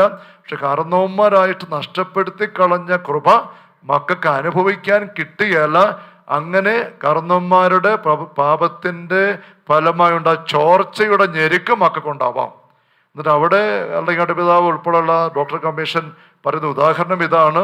കാരണവന്മാർ അവർക്ക് കിട്ടിയ വസ്തുവകൾ മുഴുവൻ വിറ്റ് തൂർത്തടിച്ച് കുടിച്ച് നശിപ്പിച്ച് കളഞ്ഞാൽ മക്കൾക്ക് അനുഭവിക്കാനില്ല. മക്കളല്ല തൂർത്തടിച്ചത്, മക്കൾ കുടിച്ചില്ല, മക്കൾ വിറ്റ് കളഞ്ഞില്ല. അപ്പന കുടിച്ചത്, വിറ്റ് കളഞ്ഞത്, തൂർത്തടിച്ചത്. പക്ഷെ അതിൻ്റെ ഞെരുക്കം, ഇല്ലായ്മ, ദാരിദ്ര്യം അവിടെ മക്കൾ അനുഭവിക്കും.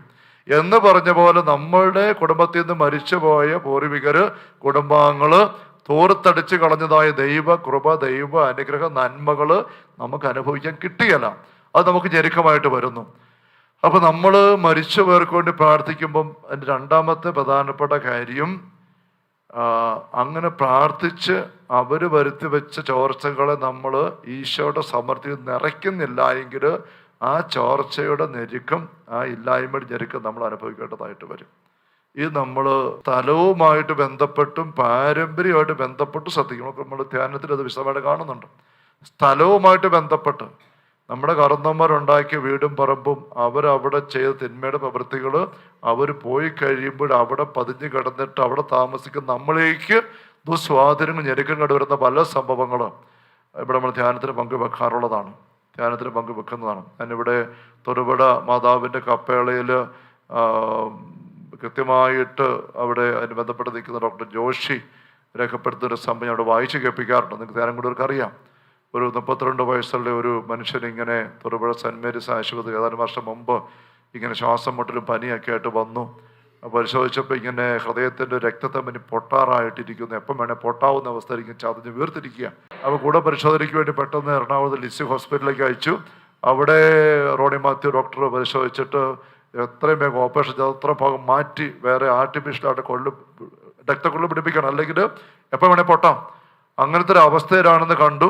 അങ്ങനെ ചിന്തിച്ചപ്പം ഇവർ ഈ തൊടുപുഴ മാതാവിൻ്റെ കപ്പളെ വന്ന് സ്ഥിരം പ്രാർത്ഥിക്കുന്ന ഒരു കുടുംബമായിരുന്നു. അവരോടൊന്ന് പ്രാർത്ഥിച്ചപ്പോൾ മാതാവിന് മെസ്സേജ് കിട്ടുകയാണ്, ഓടിപ്പോയി ഓപ്പറേഷൻ ചെയ്യുന്നതിന് മുമ്പ് കുറച്ചുകൂടെ ഇവിടെ വന്നിട്ട് പ്രാർത്ഥിക്കാൻ. കപ്പളെ വന്നിരുന്ന് കരുണക്കൊന്ത ചൊല്ലി പ്രാർത്ഥിക്കുക, 1 മണിക്കൂർ ആരാധിക്കുക. അങ്ങനെ പ്രാർത്ഥിക്കാനുള്ള മെസ്സേജ് കിട്ടി. അവരത് വിശ്വാസത്തിലെടുത്തിട്ട് ഓപ്പറേഷന് വേണ്ടി തിരിച്ചു പോകാതെ അവർ അവിടെ വന്നിട്ട് പ്രാർത്ഥിക്കാൻ ആരംഭിക്കുകയാണ്. അങ്ങനെ കുറേ ദിവസം പ്രാർത്ഥിച്ചപ്പോൾ അടുത്തൊരു വെളിപ്പെടുത്തൽ കിട്ടുകയാണ്. ഈ വന്നിരിക്കുന്ന 32 വയസ്സുകാരൻ്റെ അപ്പൻ ഏതാനും വർഷം മുമ്പാണ് മരിക്കുന്നത്. വാഴക്കുളം സെൻറ്റ് ജോർജ് ആശുപത്രി വെച്ചാണ്. അത് ഇതുപോലെ തന്നെ ഒരു ചെറിയ അസ്വസ്ഥയായിട്ട് വന്നിട്ട് പെട്ടെന്ന് മരിച്ചു. അപ്പോൾ ഈ ഹൃദയത്തിൻ്റെ ധമനി ഇങ്ങനെ വന്ന് പൊട്ടിയാൽ മരിക്കുന്ന അതേ ലക്ഷണങ്ങളാണ് ആ അപ്പനും ഉണ്ടായിരുന്നത്. രക്തം ഹൃദയത്തിൻ്റെ ധമനി പൊട്ടുമ്പം രക്തം നെഞ്ചുകൊണ്ടകത്തോട്ട് ഒഴുകി ഇറങ്ങിയിട്ട് ശ്വാസകോശമല്ല അതിനകത്ത് കുതിരും, ശ്വാസം വിടാൻ മേല, ശ്വാസം മുട്ടിയിട്ട് അവിടെ പെട്ടെന്ന് മരിക്കും. ബ്ലഡ് പുറത്ത് വരികയില്ല, പക്ഷേ ഞരമ്പുകളിൽ ബ്ലഡ് കാണുകയില്ല. അപ്പം ഇങ്ങനെയായിരുന്നു അപ്പം മരിച്ചു എന്നുള്ളത് ഒരു വെളിപ്പാടായിട്ട് കിട്ടി. പിന്നെയും കുറേ ദിവസം പ്രാർത്ഥിച്ചു കഴിഞ്ഞപ്പോൾ ഈ അപ്പൻ മാത്രമല്ല, ഈ മനുഷ്യൻ്റെ അപ്പം മാത്രമല്ല, വല്യപ്പൻ ഇങ്ങനെ തന്നെ മരിച്ചു എന്നുള്ളത് അവിടെ വ്യക്തത കിട്ടുകയാണ്. വീണ്ടും പ്രാർത്ഥിച്ചപ്പോൾ വീണ്ടും കാണുകയാണ് 4ാം തലമുറയിലെ ഒരു വല്യപ്പൻ അന്നൊരു വീടുകാർ താമസത്തിന് ഒരു പണിക്കാരനുമായിട്ട് എന്തോ വഴക്കുണ്ടായി, വാക്കുതർക്കമുണ്ടായി.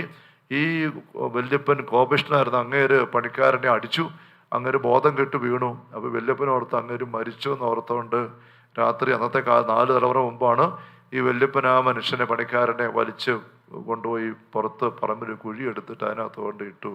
എന്നിട്ട് ഇട്ട് കഴിഞ്ഞപ്പോൾ തൂമ്പാടും മാടിന് ഒരു അടിയും കൂടെ കൊടുത്തു. അങ്ങനെ കുഴിച്ചു മൂടി. ഇങ്ങനൊരു സംഭവം പുറത്തു വരികയാണ്. അപ്പോൾ ആ സംഭവം ഇവർ പിന്നെ അത് കൃത്യമായിട്ട് ബോധ്യപ്പെട്ടു. ആ സംഭവം കഴിഞ്ഞ് മകൻ്റെ മകൻ ഇപ്പം 32 വയസ്സുകാരൻ 3 പേര് ഇതേ രീതിയിലുള്ള അവസ്ഥയായിട്ട് വന്നിരിക്കുകയാണ്. അപ്പോൾ ഇത്രയും കാര്യം വെളിപ്പെട്ട് കിട്ടിക്കഴിഞ്ഞപ്പോൾ മാതാവ് പറഞ്ഞു, ഈ മരിച്ചവർക്കും കൊലപാതകം ചെയ്ത ആൾക്കാർക്കും വേണ്ടി കുർബാന ചൊല്ലിച്ച് അവർക്ക് വേണ്ടി കരുണക്കൊന്ത ചൊല്ലി പ്രാർത്ഥിച്ച് അവർ തിരികെ സമർപ്പിച്ചു. അങ്ങനെയെല്ലാം ചെയ്ത് കഴിഞ്ഞിട്ട് മാതാവ് ഓപ്പറേഷൻ മക്കളും പറഞ്ഞു. മദ്രാസിൽ കൊണ്ട് ഓപ്പറേഷൻ നടത്തി ഡോക്ടർ ബാഷി ഈ മനുഷ്യനെ ഇന്ന് ആരോഗ്യത്തിൽ ജീവിക്കുകയാണ്. ഇത് വളരെ കൃത്യമായിട്ട് നമുക്ക് ഉറപ്പുള്ള സംഭവമാണ്. നമുക്ക് ആശ്ചര്യം തോന്നും അങ്ങനെയൊക്കെ സംഭവിക്കുവാന്ന്. വേറെ സംഭവങ്ങൾ ഇവിടെ ഞാൻ പല ഡെലിവറൻസ് അനുഭവങ്ങൾ കണ്ടിട്ടുണ്ട്. സ്നേഹമുള്ളവർ 2-3 തലമുറ മുമ്പ് കർന്നവന്മാർ ചെയ്ത ചില പ്രത്യേക പ്രവൃത്തികൾ, തിന്മയുടെ പ്രവൃത്തികൾ അതേ രീതിയിൽ ഞെരുക്കം കുടുംബത്തിൽ ഉണ്ടാക്കുന്നതായിട്ട്. നമ്മുടെ ജെയിംസ് മഞ്ഞാക്കലച്ഛനെയൊക്കെ നിങ്ങൾക്ക് കുറേയെങ്കിലും അറിയാം. അച്ഛനൊരു പുസ്തകം തന്നെ എഴുതിയിട്ടുണ്ട്. ഞാൻ ബാംഗ്ലൂരായിരിക്കുമ്പോൾ അച്ഛൻ ആ പുസ്തകം എഴുതിയിട്ട് പ്രകാശനം ചെയ്യാനായിട്ട് അവിടെ കൊണ്ടുവന്നു. എന്നിട്ട് അച്ഛൻ എന്നോട് പറഞ്ഞു, ഞാൻ അച്ഛന് ഒരു പ്രൊവിൻഷ്യാളച്ഛനെ കൊടുത്തിട്ട് പറഞ്ഞു, പ്രൊവിൻഷ്യാളച്ഛനോട് അച്ഛൻ്റെ ഒരു പുസ്തകം കോപ്പി കൊടുത്തിട്ടുണ്ട്, പ്രകാശനം ചെയ്യാൻ പറഞ്ഞു. പ്രകാശനം ചെയ്യാൻ സംഭവം ഓർക്കുക. അതിന് കോപ്പി എൻ്റെ ഇരിപ്പുണ്ട്. അത് ഈ കുടുംബ വിശദീകരണത്തെക്കുറിച്ചാണ്. അതിനകത്ത് അച്ഛൻ പങ്കുവെക്കുന്ന കാര്യങ്ങൾ, സംഭവങ്ങൾ പല കുടുംബങ്ങളിൽ ഇങ്ങനെ മുൻ തലമുറകൾ ചെയ്ത സംഭവങ്ങൾ എങ്ങനെയാണ് കുഞ്ഞുങ്ങളിലേക്ക് ഇപ്പോഴത്തെ തലമുറകളിലേക്ക് പ്രശ്നങ്ങളായിട്ടും തടസ്സമായിട്ടും വന്നിരിക്കുന്നത്. അവർക്ക് വേണ്ടി കുർബാന അർപ്പിച്ചും കരുണക്കൊന്ത ചൊല്ലി അവർ പ്രാർത്ഥിച്ചൊക്കെ നീങ്ങുമ്പോൾ അഴിഞ്ഞ് വരുന്ന ഒരുപാട് അത്ഭുതകരമായ സംഭവങ്ങൾ മഞ്ഞാക്കലച്ഛനകത്ത് പങ്കുവെക്കുന്നുണ്ട്. ഇതൊരു യാഥാർത്ഥ്യമാണ്. മരിച്ചവർക്ക് വേണ്ടി പ്രാർത്ഥിക്കണം. പ്രാർത്ഥിക്കാത്തതിൻ്റെ പേര് മാത്രം ഞെരുക്കത്തിൽ നീങ്ങുന്ന അനേക കുടുംബങ്ങൾ നമുക്കിടയിൽ ഉണ്ട് എന്നുള്ള വാസ്തവമാണ്. കാരണം നമ്മുടെ തെറ്റുകളും കുറവുകളും എന്താണെന്ന് കൃത്യം അറിയണോ നിർബന്ധമില്ല. അറിയാവുന്നതുകൊണ്ട് അത് അറിഞ്ഞ് പറഞ്ഞ് കുർബാനയെ സംബന്ധിച്ച് പ്രാർത്ഥിച്ചും കുർബാന അർപ്പിച്ച് പ്രാർത്ഥിച്ചും കരുണക്കൊന്ത ചൊല്ലി പ്രാർത്ഥിച്ചും മുന്നോട്ട് നീങ്ങിക്കേ. ഞാൻ ഭർത്താനത്തായിരിക്കുമ്പം അവിടെ ഇടവകയിലുള്ള ഒരു കുടുംബത്തിലെ ഒരു കുടുംബനാഥൻ എൻ്റെ പക്കൽ വന്നിട്ട്, അവിടുത്തെ പിള്ളേരൊക്കെ ധ്യാനത്തിലൊക്കെ സഹകരിക്കുന്ന ആൾക്കാരായിരുന്നു. അവരുടെ തറവാടിച്ച് ദൂരെയുള്ള സ്ഥലത്താണ്. അവിടെ വെല്ലുമിച്ച് അവരിങ്ങനെ നല്ല ബോധം ഇല്ല, പക്ഷേ എണീറ്റിരിക്കുകയൊക്കെ ചെയ്യും, സംസാരിക്കും, ഭക്ഷണമൊക്കെ കഴിക്കും, പക്ഷേ ആളെ ഒന്നും ഓർമ്മയില്ല. അപ്പം ഈ വല്യമ്മച്ചി കുറേ ദിവസങ്ങളായിട്ട് ഇങ്ങനെ കരച്ചിലാണെന്ന് പറയുകയാണ്. ഈ വല്യമ്മച്ചി ഇരുന്ന് കരയുകയാണ്. എത്ര പ്രാർത്ഥിച്ചിട്ടും പറഞ്ഞിട്ടൊന്നും വല്യമ്മച്ചിക്ക് ഒന്നും തിരിയുന്നില്ല. എന്നിട്ട് വല്യമ്മച്ചി പറയാ, ഈ കുഞ്ഞുങ്ങൾ എന്നാ കരയുന്നത്, ഈ പിള്ളേരെന്നാ കരയുന്നത്, ഇങ്ങനെ പറഞ്ഞാണ് വല്യമ്മച്ചി കരയുന്നത്. അപ്പം ഇത് ഇങ്ങനെ കുറേ ദിവസങ്ങളൊക്കെ കണ്ടു കഴിഞ്ഞപ്പോൾ ഇവർക്ക് എന്നാ കാണിക്കണമെന്ന് അറിയത്തില്ല. അവിടുത്തെ ഒരു മകൻ ഇവിടെ താമസിക്കുന്ന മകൻ എൻ്റെ പക്കൽ വന്നിട്ട് ഇങ്ങനെ പറയാം, അച്ഛാ ഒന്ന് ആ വീട്ടിൽ വരെ ഒന്ന് വരാം, വല്യമ്മച്ചി പ്രാർത്ഥിക്കാമോ? ഞാൻ പോയി. അങ്ങനെ വീട്ടിൽ ചെന്ന് വല്യമ്മച്ചിയെ കണ്ട് സംസാരിച്ച് അവരോട് വല്യമ്മച്ചിയോട് ഇങ്ങനെ കണ്ട് അവർ സംസാരിച്ചിരുന്നപ്പം ഞാൻ ചോദിച്ചു, വല്യമ്മച്ചിയുടെ ജീവിതത്തിൽ ഏതെങ്കിലും കുഞ്ഞുങ്ങൾ ഗർഭാവസ്ഥയിൽ പോയത് പോലെ നിങ്ങൾക്ക് ഓർമ്മയുണ്ടോ, പറഞ്ഞു കേട്ടിട്ടുണ്ടോ? അപ്പോൾ ഇവർ പറഞ്ഞു, 2-3 പിള്ളേർ അങ്ങനെ അലസി പോയിട്ടുണ്ട് അച്ഛാ, ഞങ്ങൾ പറഞ്ഞു കേട്ടിട്ടുണ്ടെന്ന് പറഞ്ഞു. ഞാൻ പറഞ്ഞു, അവർക്ക് വേണ്ടിയിട്ട് പ്രത്യേകം പ്രാർത്ഥിച്ചേ, കുർബാനയും ചെല്ലിക്കാൻ പറഞ്ഞു. കരുണക്കൊന്ന് ചൊല്ലി കുർബാനയും ചെല്ലിച്ച് പ്രാർത്ഥിച്ചേ. അങ്ങനെ അവർക്ക് പറഞ്ഞു കൊടുത്തു. എന്നിട്ട് ഞാൻ പറഞ്ഞു, ആ കുഞ്ഞുങ്ങളെ ഒരു പേരിട്ട് വീട്ടുമാവസ്ഥ കൊടുക്കുന്ന പോലെ പിതാവിൻ്റെയും പുത്രൻ്റെയും പരിശുദ്ധാത്മാവിൻ്റെ നാമത്തിൽ പറഞ്ഞ് കുരിശിൻ്റെ അടയാളം മനസ്സുകൊണ്ട് അവിടെ മേലെ വരയ്ക്കുക. അവർ നിത്യതയിലുണ്ടല്ലോ. എന്നിട്ട് അവരോട് ഈശ്വര പ്രകാശത്തിലേക്ക് പ്രവേശിക്കുക, പേര് വിളിച്ച് അങ്ങനെ പറഞ്ഞേ. ഇത് നമുക്കറിയാം, വീട്ടുമാവസ്ഥ കൊടുക്കാൻ നമുക്ക് എല്ലാവർക്കും ആർക്കും അനുവാദമുണ്ട്. പിതാവിൻ്റെയും പുത്രൻ്റെയും പരിശുദ്ധാത്മാവിൻ്റെ നാമത്തിൽ തന്നെ സ്നാനപ്പെടുത്തുന്നു പറഞ്ഞ് കുരിശ് വരച്ചാൽ വീട്ടുമാവസ്ഥയായി. പെട്ടെന്ന് ഒരു കുഞ്ഞ് ജനിച്ച് പെട്ടെന്ന് പള്ളി കൊണ്ട നിവൃത്തിയില്ല, പെട്ടെന്ന് മരിക്കുന്ന സാഹചര്യം വന്നാൽ ആർക്ക് വേണം അങ്ങനെ വീട്ടുമാവസ്ഥ കൊടുക്കാൻ സഭ പഠിപ്പിക്കുന്നതാണ്, പാരമ്പര്യമുണ്ട് തന്നെ നമുക്കറിയാം. അപ്പം ഗർഭാവസ്ഥ കടന്നതിന് കുഞ്ഞെന്ന് പറയുമ്പോൾ അങ്ങനെയൊന്നും അവസരം കിട്ടിയിട്ടില്ല. സഭ പഠിപ്പിക്കുന്നത് നമുക്കറിയാമല്ലോ, ഗർഭധാരണത്തിൻ്റെ ആദ്യ നിമിഷം ഒരു വ്യക്തി എവിടെയുണ്ട്. ഗർഭധാരണത്തിൻ്റെ ആദ്യ നിമിഷം ഒരു വ്യക്തി എവിടെയുണ്ട്. അതുകൊണ്ടാണ് ഗർഭധാരണം നടന്നു കഴിഞ്ഞ് ഒരു ദിവസം കഴിഞ്ഞിട്ടാണെ പോലും അലസിപ്പിച്ച് നമ്മൾ കളഞ്ഞാൽ അത് ഗർഭചിത്രമാണ്, 5-ാം പ്രമാണ ലംഘനമാണ്, കൊലപാതകമാണ്. സഭ എപ്പോഴും അതാണ് പഠിപ്പിക്കുന്നത്. പിന്നെ വളർന്നു വന്നോ ഇല്ലയോ എന്നുള്ളത് ആഴ്ചകളെ കൊണ്ട് മാസങ്ങളെ കൊണ്ട് വളർന്നു വരും. വളർച്ച ഒരു സ്റ്റേജ് ആകുമ്പം പുറത്തേക്ക് ജനിച്ച കുഞ്ഞ് പിന്നെ വളർന്നുകൊണ്ടിരിക്കുന്നു. അങ്ങനെ വളർന്ന് അതൊരു പ്രക്രിയ നമുക്കറിയാം. 40-45 വയസ്സ് വരെ വളർന്നിട്ട് പിന്നെ നമ്മൾ ആരോഗ്യം ക്ഷയിച്ച് തീരുകയാണ്, അങ്ങനെ പോവുകയാണ്. ഇതൊറ്റ പ്രക്രിയയാണ്. അപ്പോൾ ഒരു വ്യക്തിയുടെ ആരംഭം ഗർഭധാരണ നിമിഷത്തിലാണ്. അങ്ങനെയാണെങ്കിൽ നമ്മുടെ ദാമ്പത്യത്തിലോ നിങ്ങളുടെ വ്യക്തി ജീവിതത്തിലോ ഉദരത്തിൽ ഉരുവായ ഏതെങ്കിലും ഒരു കുഞ്ഞ് ജനിക്കാൻ പറ്റാതെ നമ്മുടെ കുറ്റം കൊണ്ടാണ് പോകുന്നതെങ്കിൽ നമ്മളത് കുമ്പസാരത്തിൽ ഏറ്റുപറഞ്ഞ് മോചനം പ്രാപിക്കണം, അത് കൂടെ ചെയ്യണം. നമ്മുടെ കുറ്റം കൊണ്ടല്ലാതെ മറ്റെന്തെങ്കിലും കാരണം കൊണ്ട് പോയി, അങ്ങനെയുള്ള ഓരോ കുഞ്ഞും നിങ്ങളുടെ ഒരു മകനാണ്, മകളാണ്, നിങ്ങളുടെ മകനോ മകളോ ആണ്. അതാണോ പെണ്ണെന്നുള്ള ഇനി പ്രസക്തമല്ല. കാരണം ശരീരത്തിൽ ആയിരിക്കും മാത്രമേ ആണും പെണ്ണും ഉള്ളൂ. ഈശോ പറയുന്നില്ല, 7 പേർക്ക് ഭാര്യയായിരുന്ന സ്ത്രീ നിത്യതയിൽ ആരുടെ ഭാര്യയായിരിക്കും? സദുക്കാർ പരീക്ഷിക്കാൻ വേണ്ടി ഈശോ പറയും, നിങ്ങൾക്ക് തെറ്റുപറ്റി, നിത്യതയിൽ ആണും പെണ്ണുമില്ല, മാലാഖമാരെ പോലെയാണ്. സ്ത്രീ പുരുഷ ശരീര വ്യത്യാസങ്ങൾ ഭൂമിയിൽ പ്രജനനത്തിനും കുഞ്ഞുങ്ങളുടെ പരിപാലനത്തിനും വേണ്ടി ദൈവം വെച്ച് ക്രമീകരണം മാത്രമേ ഉള്ളൂ. നമ്മൾ ദൈവത്തിൻ്റെ മുമ്പിൽ ആണോ പെണ്ണോ എല്ലാം ഒരുപോലെയാണ്. മരിച്ചു കഴിയുമ്പം ഈ വ്യത്യാസങ്ങളില്ല, മാലാഖമാരെ പോലെയാണ്. അതുകൊണ്ട് ഗർഭധാരണത്തിന് ശേഷം ഏത് സ്റ്റേജിലാണെങ്കിലും കടന്നുപോയൊരു കുഞ്ഞ് നിങ്ങളുടെ ജീവിതത്തിലോ ദാമ്പത്യത്തിലോ ഉണ്ടെങ്കിൽ ആ കുഞ്ഞിനെ നിങ്ങളൊന്ന് സ്നേഹത്തോടെ ഓർമ്മിച്ച് ഒരു പേരിടണം. അത് നിത്യതയിലുണ്ട്. ജ്ഞാനത്തിൻ്റെ പുസ്തകം 4-ാം അധ്യായം 5-ാം വാക്യത്തിൽ ഇങ്ങനെ പറയുകയാണ്, ദൈവം വിചാരണ നടത്തുമ്പോൾ അവിഹിതമായ വേഴ്ചയിലുള്ള സന്താനങ്ങൾ മാതാപിതാക്കൾക്കെതിരെ തിന്മയുടെ സാക്ഷികളാകും. അപ്പം വേഴ്ചയിലുള്ള സന്താനങ്ങൾ മാതാപിതാക്കൾക്കെതിരെ വിചാരണ ചെയ്യുമ്പം സാക്ഷികളാകും. അങ്ങനെ വരാതിരിക്കണമെങ്കിൽ എന്ത് വേഴ്ചയിലായിക്കോട്ടെ, വിവാഹബന്ധനകത്ത് തന്നെ അല്ലാതെ സംഭവിച്ചാണെങ്കിൽ പോലും ആ തെറ്റേറ്റ് പറഞ്ഞ് മാപ്പ് ചോദിക്കുക. ഒന്ന്, അങ്ങനെ കുഞ്ഞ് അലച്ചിപ്പോയതുണ്ടെങ്കിൽ ആ കുഞ്ഞിനെ നിങ്ങൾ സ്നേഹത്തോടെ ചേർത്ത് പിടിക്കണം. ഒരു പേരിടുക, ആണോ പെണ്ണോ നോക്കണ്ട, ഇഷ്ടമുള്ളൊരു പേരിട്ടിട്ട് ആ പേര് വിളിച്ചിട്ട് പിതാവിൻ്റെയും പുത്രൻ്റെയും പരിശുദ്ധാത്മാവിൻ്റെ നാമത്തിൽ ഈശ്വര പ്രകാശത്തിലേക്ക് നിന്നെ ഞാൻ സ്വീകരിക്കുന്നു, അല്ലെങ്കിൽ പ്രവേശിപ്പിക്കുന്നു, സമർപ്പിക്കുന്നു, അങ്ങനെ ഒന്ന് പറഞ്ഞ് ഒന്ന് സ്വർഗത്തിന് കൊട്ടായിപ്പിക്കും. നിങ്ങളായിട്ട് കയറ്റി വെക്കണം. അങ്ങനെ നമ്മൾ ചെയ്തില്ല അവർ നശിച്ചു പോകും, നരകത്തിൽ പോകുന്ന അർത്ഥമില്ല. കാരണം അവരൊരു പാവം ചെയ്തിട്ടില്ല, അവർ നരകത്തിൽ പോകത്തില്ല. എങ്കിലും അത് നമ്മൾ ചെയ്യേണ്ട ഒരു കടം ആണ്, ചെയ്യാതെ കടക്കും, അതൊരു ബാധ്യതയാണ്. അത് നമ്മൾ ചെയ്യണം. നമ്മൾ മരിച്ച് ചെല്ലുമ്പോൾ ഈ കുഞ്ഞുങ്ങൾ ആരുടെ അടുത്തോട്ടാണ് വരിക? അപ്പ അമ്മ എന്ന് പറഞ്ഞുകൊണ്ട് നമ്മുടെ അടുത്തേക്കാണ് വരുന്നത്. സ്വർഗമെന്ന് ചുമ്മാ ഇരുട്ട് പോലെ ഇങ്ങനെ ശൂശു കുറേ ആത്മാക്കൾ നടക്കുന്ന സ്ഥലമല്ല. സ്വർഗത്തിൽ 24 സിംഹാസനങ്ങളിൽ പൂർവ്വപിതാക്കന്മാർ 12 പേരും 12 അപ്പസ്തലന്മാർ ഇരുന്ന് കൊണ്ട് ലോകത്തെ വിധിക്കുന്ന കാര്യം ഈശോ കാണിച്ചു കൊടുത്ത് യോഹന്നാൻ വെളിപാട് പറയുന്നുണ്ട്. ആ 24 ശ്രേഷ്ഠന്മാരെ അറിയാം, 12 അപ്പസ്തലന്മാരെ അറിയാം. സ്വർഗത്തിലുള്ളവരൊക്കെ അവരുടെ ആ ഒരു ഭൂമിയിലുണ്ടായിരുന്ന ഒരു സാദൃശ്യം മഹത്വീകരിക്കപ്പെട്ട അവസ്ഥയിൽ തുടരുന്നവരാണ്. നമ്മൾ നിത്യതയിൽ നമ്മൾ ആരാണെന്നുള്ളത് അറിയത്തക്ക രീതിയിലുണ്ടായിരിക്കും. അതുകൊണ്ടാണല്ലോ വിശുദ്ധരയ്ക്കുന്ന പലയിടത്ത് കാണപ്പെടുമ്പോൾ നമുക്ക് അറിയാൻ പറ്റുന്നത്. അപ്പോൾ ഓരോ വ്യക്തിയും അവരുടെ അപ്പനും അമ്മയും തിരിച്ചറിയും. അപ്പോൾ നമ്മുടെ ലൈഫിൽ ഇങ്ങനെ ഒരു കുഞ്ഞുരുവായിട്ട് നമ്മളതിനെ ഇതുവരെ അവഗണിച്ച് പോയിട്ടുണ്ടെങ്കിൽ ഈ നിമിഷം തന്നെ മനസ്സിൽ അവരോട് മാപ്പ് ചോദിക്കുക, തമ്പുരാനോട് മാപ്പ് ചോദിക്കുക, ആ കുഞ്ഞിനെ സ്നേഹത്തോടെ ചേർത്ത് പിടിക്കുക, ഒരു പേരിട്ട് ചേർത്ത് പിടിക്കുക. തെറ്റായിട്ട് എന്തെങ്കിലും അഭിഗത വീഴ്ചയോ ഗർഭചിത്രമോ ഉണ്ട്, അത് മാപ്പ് ചോദിക്കും, ശ്രദ്ധിച്ചിട്ട് മാപ്പ് ചോദിക്കുക. അത് ചെയ്തിട്ടുണ്ടാവും, അത് തീർന്നു. ഈ കുഞ്ഞിനെ ചേർത്ത് പിടിച്ച് അത് നിങ്ങളും ആ കുഞ്ഞുമായിട്ട് ബന്ധന മേഖലയാണ്. കുടുംബത്തിലാണെങ്കിൽ ഞാൻ പറയും, നിങ്ങൾ 2 പിള്ളേർ, ഞാൻ നേരത്തെ പറയുന്ന വീണ്ടും ആവർത്തിക്കുകയാണ്. കാരണം തമ്പുരാൻ എന്നെ അൾത്താരെ ഇരുത്തിയിരിക്കുന്ന ദൈവിക കാര്യങ്ങൾ പങ്കുവെച്ച് തരാൻ വേണ്ടിയിട്ടാണ്. അത് പറയാൻ കടപ്പെട്ട് ഞാൻ പറഞ്ഞില്ലേ, പിന്നെ ആരാ പറയുക? അവിടെ ഞാനിത് പറഞ്ഞുകൊണ്ടേ ഇരിക്കും.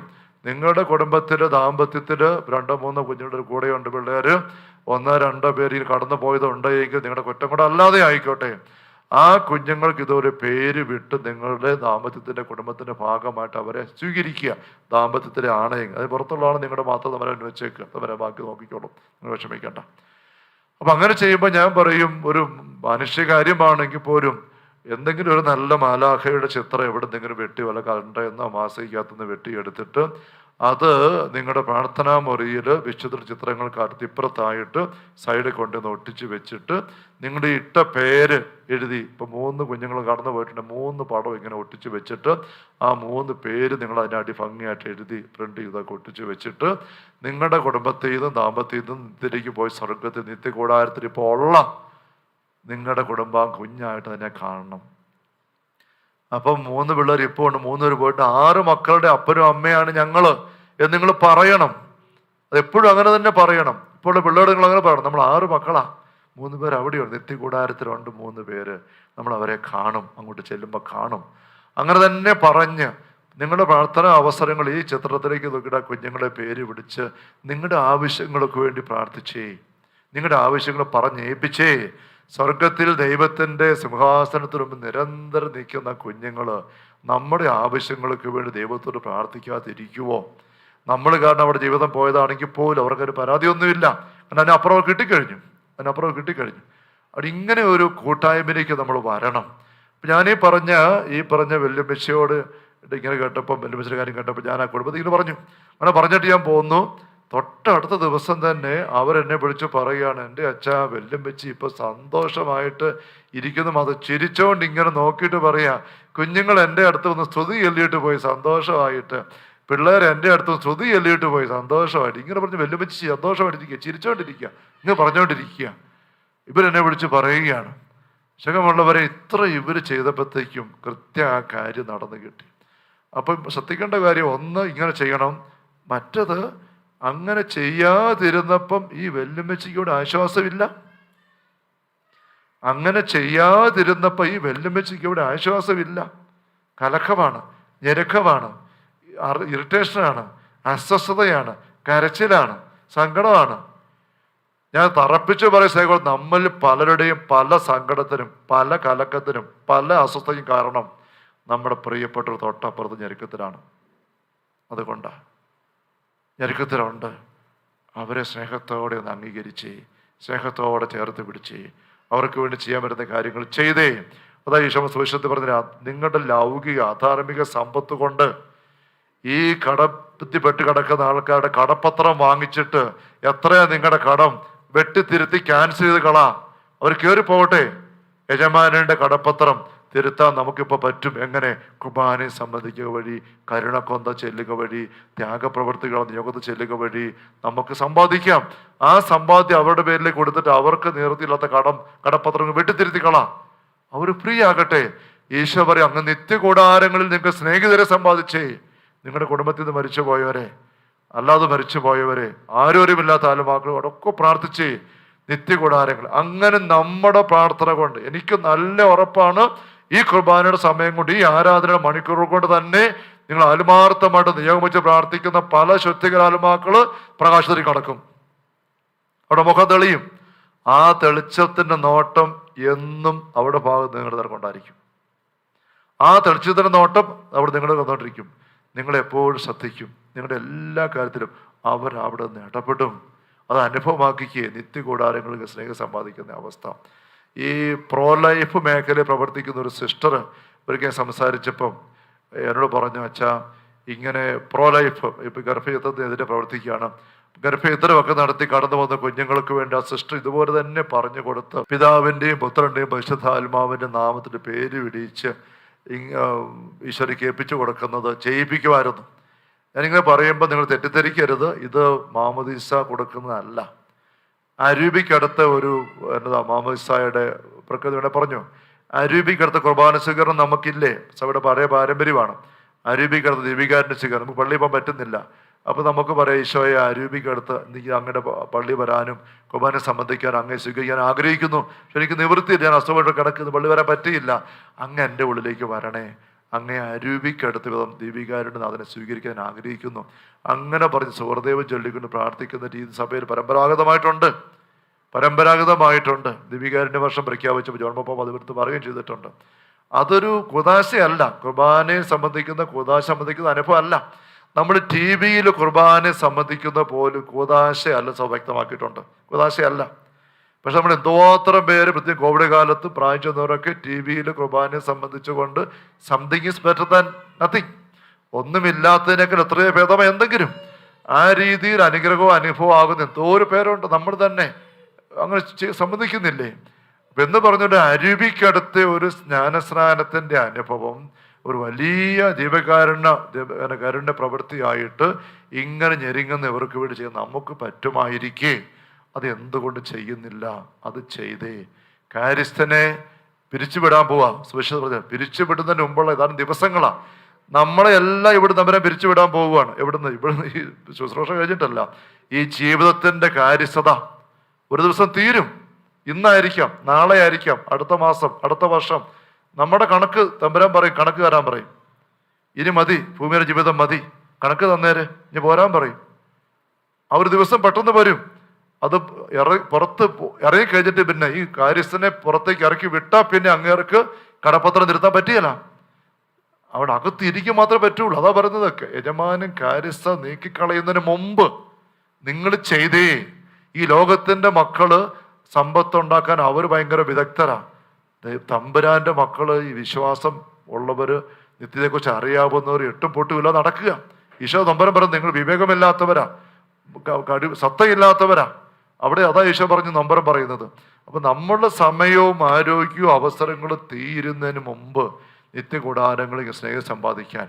അപ്പോൾ ഈ സിസ്റ്റർ ഇങ്ങനെ പ്രോ ലൈഫിൻ്റെ സിസ്റ്റർ പറയുക, അങ്ങനെ അനേകർക്ക് പറഞ്ഞു കൊടുത്ത് ചെയ്യിക്കുമ്പം സിസ്റ്റർ നിരന്തരം അനുഭവിക്കുന്ന ഒരു ദർശനമാണ്. അനേക കുഞ്ഞുങ്ങൾ വന്ന് സിസ്റ്ററിന് താങ്ക്സ് പറഞ്ഞു പോകുന്നു.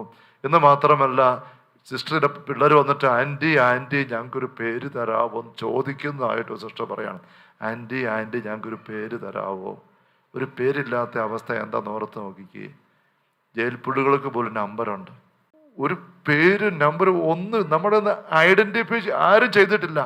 ആ അവസ്ഥ എന്തൊരു ഞെരുക്കവാ. ആർക്കും നമ്മളൊരു പേരിട്ട് നമ്മളിന്ന് വിളിച്ചിട്ടില്ല, അംഗീകരിച്ചിട്ടില്ല.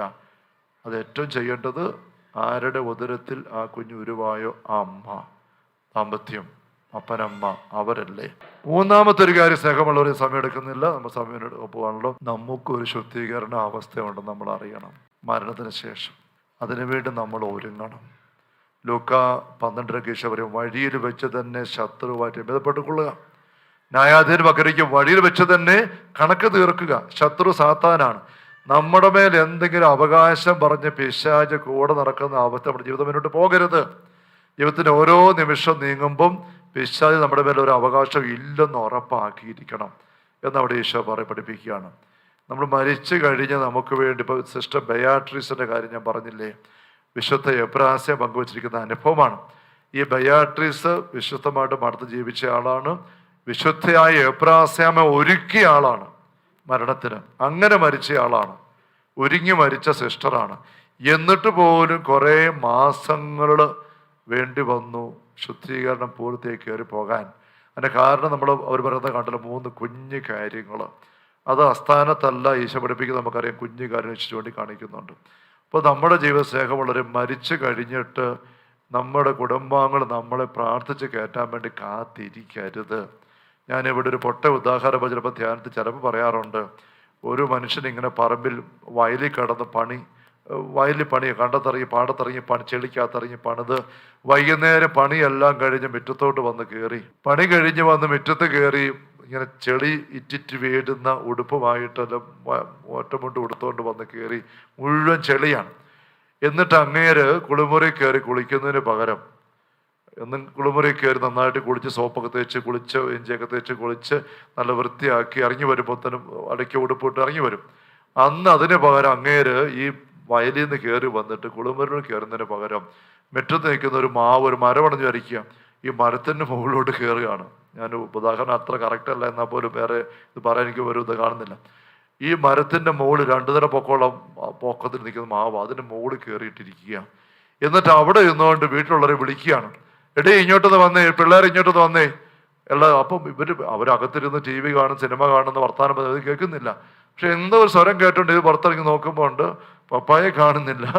പപ്പ നോക്കിപ്പോണ്ട് മരത്തിൻ്റെ മുകളിൽ കയറിയിരിക്കുകയാണ്. അവിടുത്തെ പപ്പ വിളിച്ചു പറയാണ്, എന്നെ ഒന്ന് കുളിപ്പിക്കാമോ? കുറച്ച് വെള്ളം ഒഴിച്ചതാ എന്നെ ഒന്ന് കുളിപ്പിച്ചേ. ഞാൻ കുളിച്ചില്ല. ഈ മരത്തിൻ്റെ 2 നില കെട്ടത്തിൻ്റെ പൊക്കത്തിൽ മരത്തിൻ്റെ മുകളിലിരിക്കുന്ന മനുഷ്യനെ താഴെ നിൽക്കുന്നവർ കുളിപ്പിക്കാൻ നോക്കുന്നത് എങ്ങനെയാണ്? ഉടനെ ഇവരിത് കണ്ടോ, അയ്യോ കഷ്ടം, പപ്പ കുളിച്ചിട്ട് ചെളിയല്ലേ. ഉടനെ ഇവർ കുളിമുറി കയറി ബക്കറ്റിനകത്ത് വെള്ളം എടുത്തുകൊണ്ട് മുറ്റത്ത് മരത്തിന് ചോട്ടി വന്നിട്ട് മഗ്ഗിനകത്തൊക്കെ അത് കോരി എടുത്തിട്ട് മുകളിലേക്ക് ഇങ്ങനെ ഒഴിക്കുകയാണ്. മഗ്ഗിനകത്ത് വെള്ളം എടുത്തിട്ട് മുകളിലേക്ക് ഒഴിക്കുകയാണ്.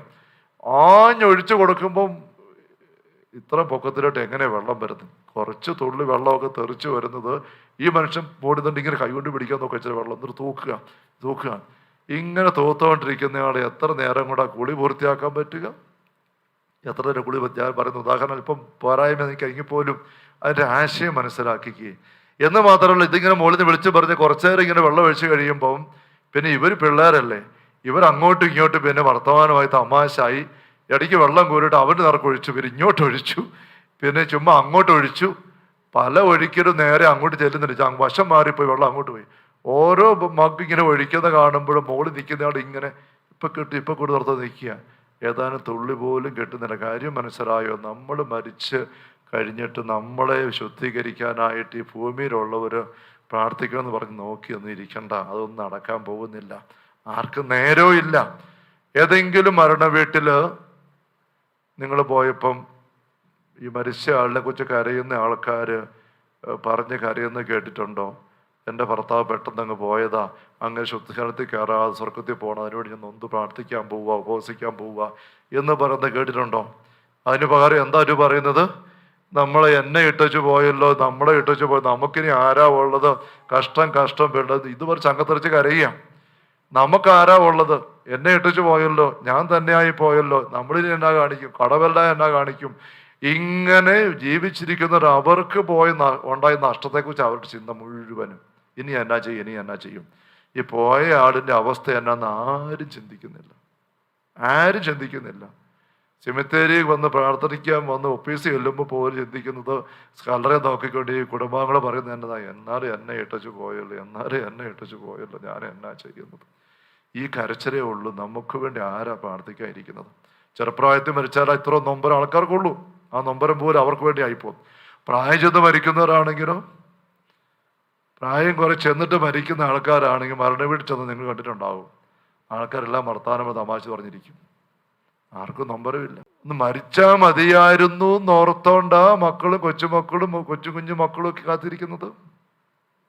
നാളുകളായിട്ട് ഏക്കയില്ല, കിടപ്പാണ്. ശരിയാണ്, നിങ്ങൾ ഓർത്ത് നോക്കിയോ?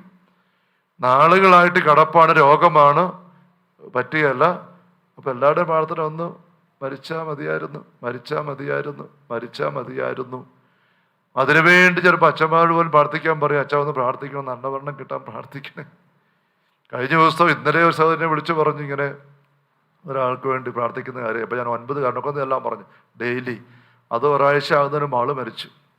ഇന്നലെ വിളിച്ചതിനെ വിളി താങ്ക്സ് പറയുകയാണ്. നല്ല മരണം കിട്ടി, മരിച്ചു. എല്ലാവർക്കും ആശ്വാസം. അപ്പോൾ സ്നേഹമുള്ളവരെ, നമ്മൾ പ്രായം ചെന്നാൽ മരിക്കുന്നതെങ്കിൽ നമ്മുടെ ആ മരണ വീട്ടിലെ മരിച്ചടക്കിന് വരുന്നവരെല്ലാം ആശ്വാസമായിട്ട് മിണ്ടി പറഞ്ഞിരിക്കുകയുള്ളൂ. ആശ്വാസമായിട്ട് മിണ്ടി പറഞ്ഞിരിക്കുകയുള്ളൂ. നൊമ്പരമില്ല. മരിക്കാൻ സമയമായി, മരിക്കുന്നില്ലേ എന്ന് ഓർത്ത് മരിച്ചതിൻ്റെ ആശ്വാസം. സ്നേഹമില്ലായിട്ടൊന്നും അല്ല, അങ്ങനെയാണ് നമ്മുടെ എല്ലാവരുടെയും അവസ്ഥ. കേൾക്കാൻ പറ്റിയല്ല, കഴിക്കാൻ പറ്റിയല്ല, കേൾക്കത്തില്ല, പിന്നെ എന്തിനാ? പൊക്കോട്ടെ പൊക്കോട്ടെ, അത്രയേ ഉള്ളൂ. അപ്പോൾ ഒരു തീക്ഷ്ണമായ പ്രാർത്ഥന അവിടെ നിന്ന് കിട്ടത്തില്ല. ഞാൻ പോയിന്റാണ് പറയുന്നത്. നമ്മൾ ചെറുപ്രായത്തിലോ മരിക്കുന്നെങ്കിലോ ബന്ധപ്പെട്ടവർ നമ്മൾ വഴി കിട്ടാവുന്ന സഹായം കിട്ടാതെ പോയാലും നമ്പറുമായിട്ടിരിക്കും.